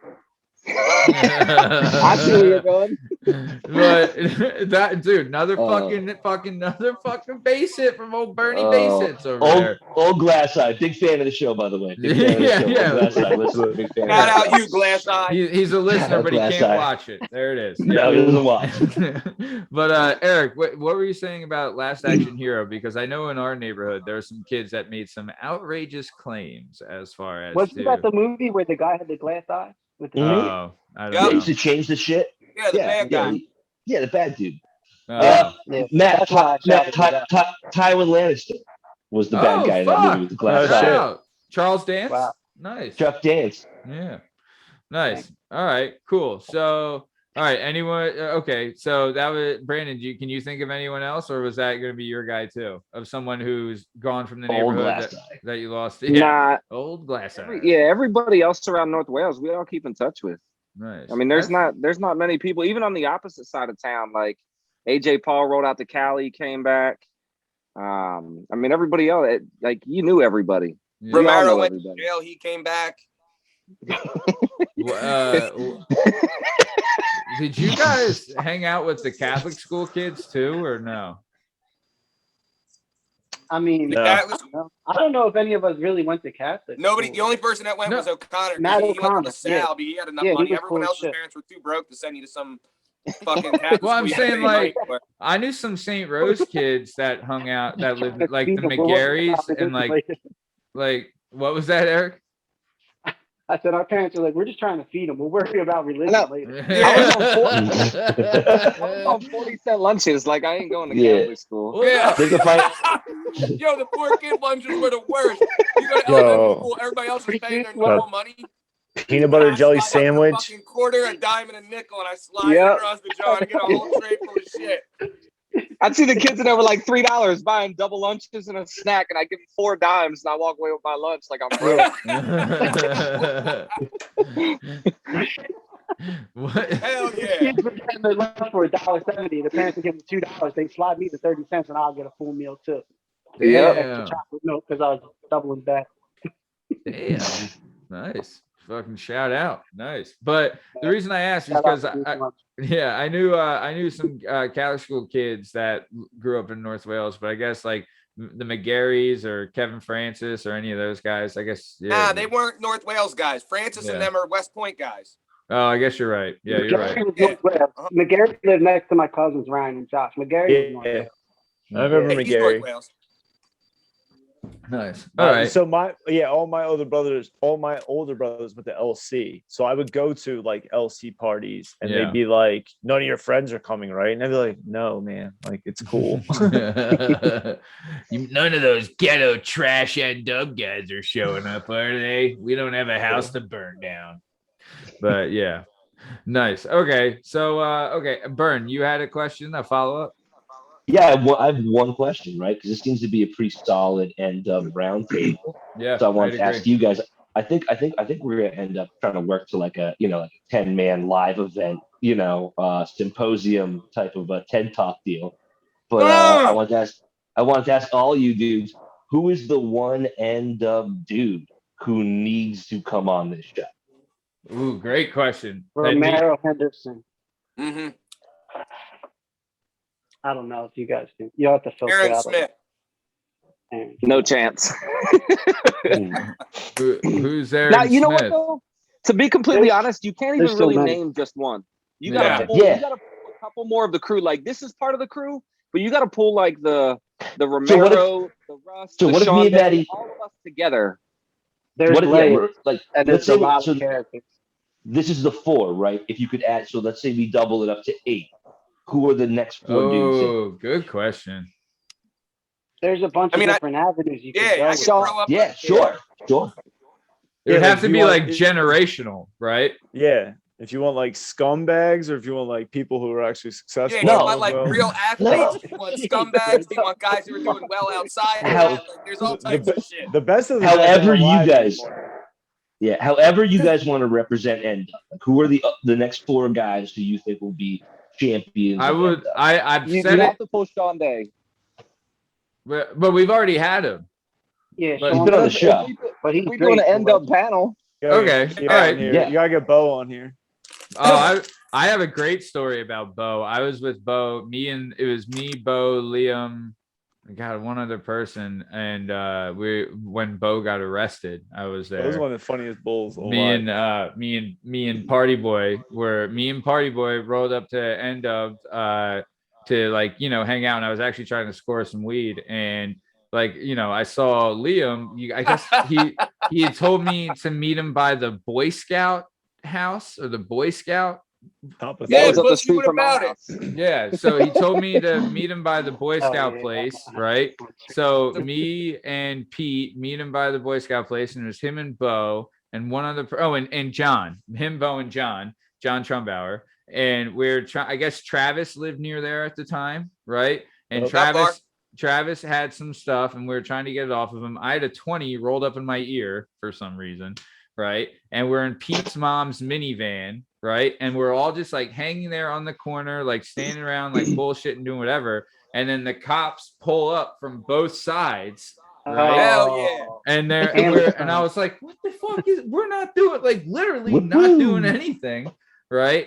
And the cops are like, we're gonna search the car and we're gonna search every one of you. And I was like, fine, like if you have some, give it to me, because I would like some, because I don't have any, right? So apparently, and I watched Liam do this, he had something and stuck it up his butt.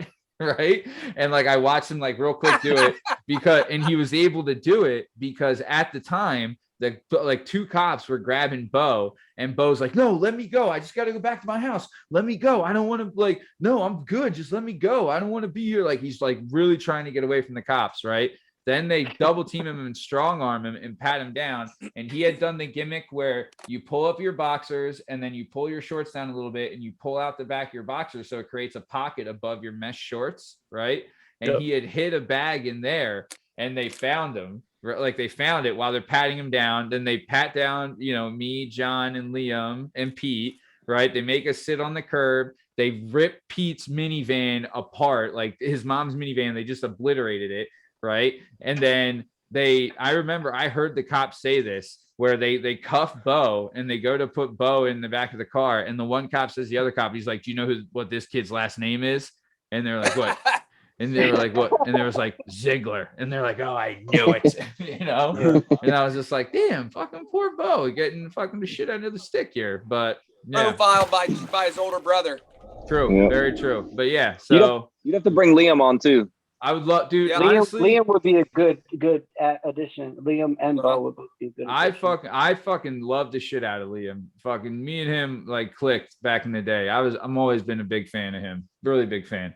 Well, I'd love to get him on. So if you guys talk to him, fucking tell him to hit me up and fucking do the damn thing. And John too, because John, he would hang out in our neighborhood a lot too. Him and Steven. In our neighborhood, Steven was known as Peanut. Yeah. Yep. Funny stuff. So all right, nice. So great question, Bern. Thanks for doing that. So we're coming to the top of time, guys. And I'll tell you what, this has been a fucking great time, right? Would you guys agree? Like this has been pretty fucking good. I like that we did this. I like this having a shout. You know what I mean? I want to come up. We'll do this another time, and we'll have like another panel with some different questions and more interesting things like that. If you guys were down, I mean, I would love to have you back if you're willing to come back on. For sure. Yeah, absolutely. There's a ton of stories. I mean, there's so many stories that we could get into for real. Let me ask you this: if we wanted to do a live panel, where would the illest place in NDub be to do shoot it the from Ethan live Church? panel? You want to do it? You gotta do it in NDub, right? We're not fucking doing it where Shit Tooth resides, all right? Fuck you, Shit Tooth. I'm still upset about this. You know who you are. A good place to do it would be, I mean, so that you would have somewhere to sit and stuff. We could go like the steps of North Wales Elementary. I mean, it'd be cool to be in between the threads or back and spot. But I think like North Wales Elementary would be like a good place where like we wouldn't have, we wouldn't be burdening our parents any further than I wonder how logistically I could do it so I can, because like I'm thinking in my mind as far as like producing like a live shoot like that would be like I'd need a source of electricity, I'd need a source of Wi-Fi, I'd need a source of like something to record on. We need to have multiple cameras for the shoot. We'd have to have chairs. We'd have to have people. Man, that sounds like your problem, man. You could have a stable, like you could have like a tripod camera set up, and then you could do like a drone or something. True. We'll just hit up Vinny and do it at Tony's. Ooh. Tony's 15 minutes. Yeah, right. But Mr. Santorino come out there and fucking kick that camera right into the fucking screen. For it to be my porch, boy. For it to be live, we could definitely. I could make it work for it to be live because we could do it on IG Live and on YouTube Live with 2 different cameras on 2 different phones, right? Mm-hmm. And then we could record it on a third phone or a third device on the laptop. We can record it using Zoom if we could get like a hotspot from another phone. I could definitely make that work. That's something we could do. But I just feel like it's got to be an NDub. Look, I want to. It's got to be in the element. We'd have to get it somewhere like, ask around. And if anyone listens to this, you can email us at workingperspectives@gmail.com or hit us up on Twitter with your ideas of where we should shoot the live NDub show. But I mean, we could do it at Dog Park. We could do it wherever, but it'd also be logistic where I'd have to work it out with the township to get permits to shoot there. So maybe we can get it as a residential. Do it at my dad's house in the basement. No, the permits. If Hammerstone shows up, we're just running. So, he knows what it is. We're gonna listen. I'll take a punch from Brandon's dad to do it in the basement. You know what I mean? Like, I think that's an even trade. Yeah. Listen to me. A punch from his dad's the easy one. If the hard way is he's going to make you do 600 push-ups, 400 sit-ups, and 10 deadlifts before you walk out his fucking basement. Yeah, you're going to be a man when you walk out of that basement. Hell yeah, you definitely going to be a man. You walk out that fucking place. Amen. We're coming to the top of time here. Before we get out of here, I would just like to ask, Brandon, do you have anything you want to say to your adoring fan base before we take off? Nah, I mean, this is my second show, so I enjoy it all the time. Hit me up. Hey, man. Happy to have you on. Thank you for coming on. It's been a great time each time, so thank you. Eric, first time on. What'd you think? You got anything you want to say to your fans? What do you got going? No, it was nice, man. It's always nice to catch up with old friends and to do this kind of shit. Cool. So I'm hoping we can get on here again and talk a little more about some things from North Wales to life in general. But yeah, it's cool to see you. I haven't seen you in a minute, and it's also cool to catch up with these guys, of course. Yeah, dude, agreed, man. And thanks for coming on. This has been great. You did a great job. Nice. So, Jalen Dub, anything you want to say to the Dubinators before we take off? Real quick, my favorite Bark story. I have to go get Brad. He's hanging out with Alex at Eric's house. I walk into the crib. I got to go find Brad in Alex's room. I just open Bark's door, and he's sitting Indian style with a keyboard playing the Mortal Kombat song. And he just looks up at me at the perfect moment and goes, fight. And I just shut the door and just kept walking. I never laughed harder my whole life, Like young Bradley and went home and went to dinner, Brad has a good story about me too. He told me I saw him at the North Wales reunion, and he had a funny story too. Yeah. Who, Brad? Yeah, Brad had a good story. Shout out, Brad, big fan. Nice. I mean, do you want to share it or no? All the Mario Kart I don't even. Nah. Yeah, it was. All right, I'll let no Brad worries. share it if he ever jumps on. Nice. So, okay, nice. Didn't know you knew the Mortal Kombat theme song on the piano, but congratulations. Yeah, nice. I think it was the Bowser music from Nintendo, but I don't know. Maybe, I don't know. Maybe because of those. Doing a Mortal Kombat. Bama. Exactly. It's probably that. Nice. All right. Before we get out of here, Strong Stem, anything you want to say to the Cult of Cabot before we take off? Yes, I need to tell a quick story. So Brandon got me looking like a Neanderthal. This fucking guy. So we're in Manioc one time. We lived at the crib, and there just happened to be those girls that are our friends from North Wales, right? Not from North Wales, but our friend group, kind of like a couple girls that rolled with us. Right. They decide one time, stupid idea on them, set these poor souls up. Decide they're gonna bring some random guys they met at like college or whatever. They're gonna bring them to the Manioc house, right? And there's fucking 15 NDub guys in there, and they come in with these fucking noodles, right? So they hear us all talking shit on each other, and this is a common mistake. Then they start to try to like join in. When I'm like, no, you can't talk to me that way. He can because I've known him since he was 7. Yeah. You, on the other hand, don't have the right to fucking, blah, blah, blah. So anyway, they're going to leave, and Brandon's like, I'm going to punch one of these kids. No. Nah, don't do it in the crib. Nah, we shouldn't do it here. Nah. These kids go out to the wheel, get in the car, and Brandon's like, I'm going to punch him. I was like, oh, shit. So he runs up to the car, and the passenger leans in and rocks the shit out of this kid. And his friend's not even driving away. He's just leaving him out there to die while he watches him get fucking lumped. These poor kids. What, Eric, what were you going to say? Listen, the way that actually happened was this. So we were downstairs playing beer pong. And Steve's right. We were all talking, like, man, shit. Like, we just talked tons of shit, especially if there's, like, a competition going on. So we're playing beer pong. Yeah. And these kids were down there. So they're talking shit, too. Well, everybody went upstairs from the basement. And they don't realize, like, I'm cool with everybody in the house. So they start talking reckless about Steve and Brandon. Like, I forget who it was. One of them, they said, like, yo, I'm going to fuck this kid up. And I was like, I'm going to go fly on the wall. So I already know, like, all I got to say is a little bit to Brandon. And he's going to get these fucking kids. Like, these kids, I think they said something about Steve or something. Like, I was like, this kid said da da da da. And then Brandon was like, oh, yeah? And then it was over. Brandon was you don't need you don't need to give Brandon any reason to be aggressive. That's the fucking truth. I don't think this actually happened. Oh, okay. Okay, Brandon. Just for the record, I had to beg Brandon one time to not beat a kid up in our house because I didn't want blood all over our fucking floor. And what did he fucking do? He beats him up in the fucking crib, and we're finding blood on the walls for fucking months after.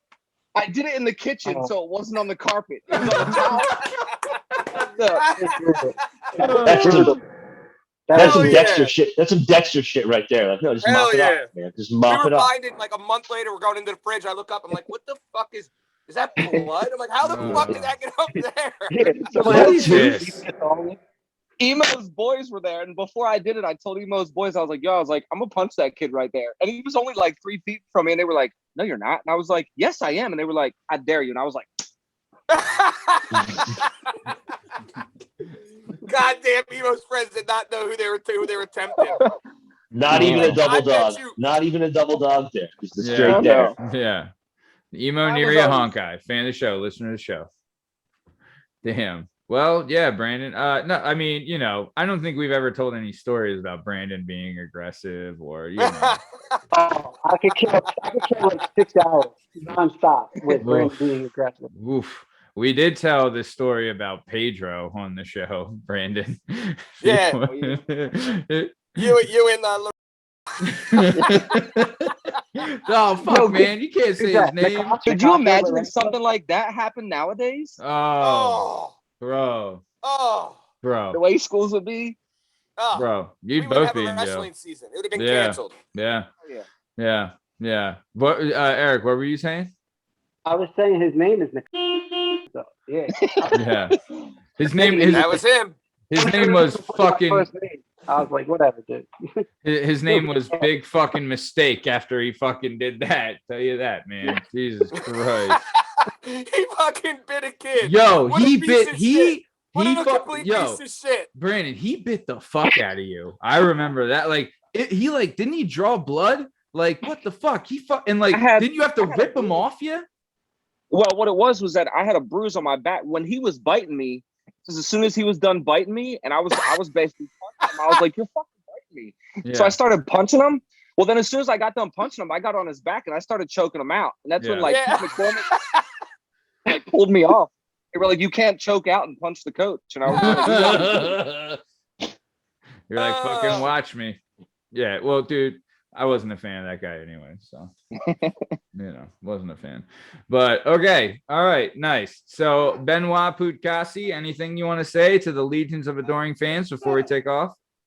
No, man, just it's been super fun. I had a lot of ideas about the NDub dudes. You guys have lived up to your reputation, and I can't wait for the live show, man. I'm coming to NDub. Hey, live from NDub, Working Perspectives Podcast. Eventually, one day, we'll definitely set it up. Steve, are you trying to play music? No, I fucked up and hit that. I backed the thing. I hit it. I'm like, where's that coming from? Is that one of them retards? We are never ending this. All right. Okay. So, okay. All right. So this has been another episode of the Working Perspectives Podcast. I'm Matt Lavelle, accompanied today by Bern Podcasy. Our guest was the NDub panel of Badass Brandon Hill, Jdub Justin Richardson, the electric Eric Zeblium, and North Wales' favorite son, Strong Stem Steve Cabot. You can find all our stuff and all our content on all podcast platforms and YouTube at Working Perspectives Podcast. You can have us on Instagram at Working Perspectives Podcast and join us on the Twitter and the TikTok at Working P Pod. If you'd like to be a guest on the show, then do us a favor and email us at workingperspectives@gmail.com. And for the love of God, please like and subscribe so that my wife stops giving me so much shit about doing this show. All right. Thanks for listening, guys. Stick around for the ad read. Thanks. See ya.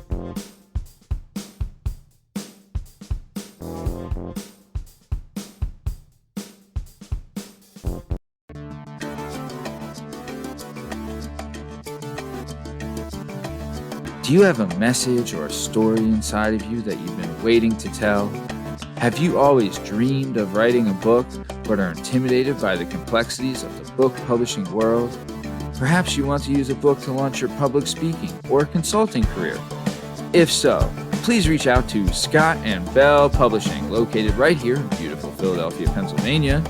Scott and Bell Publishing handle all genres and authors with all experience levels. Scott and Bell Publishing gives authors 100% creative freedom and a higher royalty split.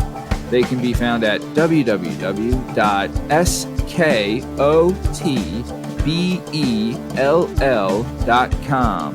That's www.S as in Sam, K as in Kite, O as in October, T as in Tom, B as in Boy, E as in Edward, L as in Larry, L as in Larry.com. That's Scott and Bell Publishing, where the authors go.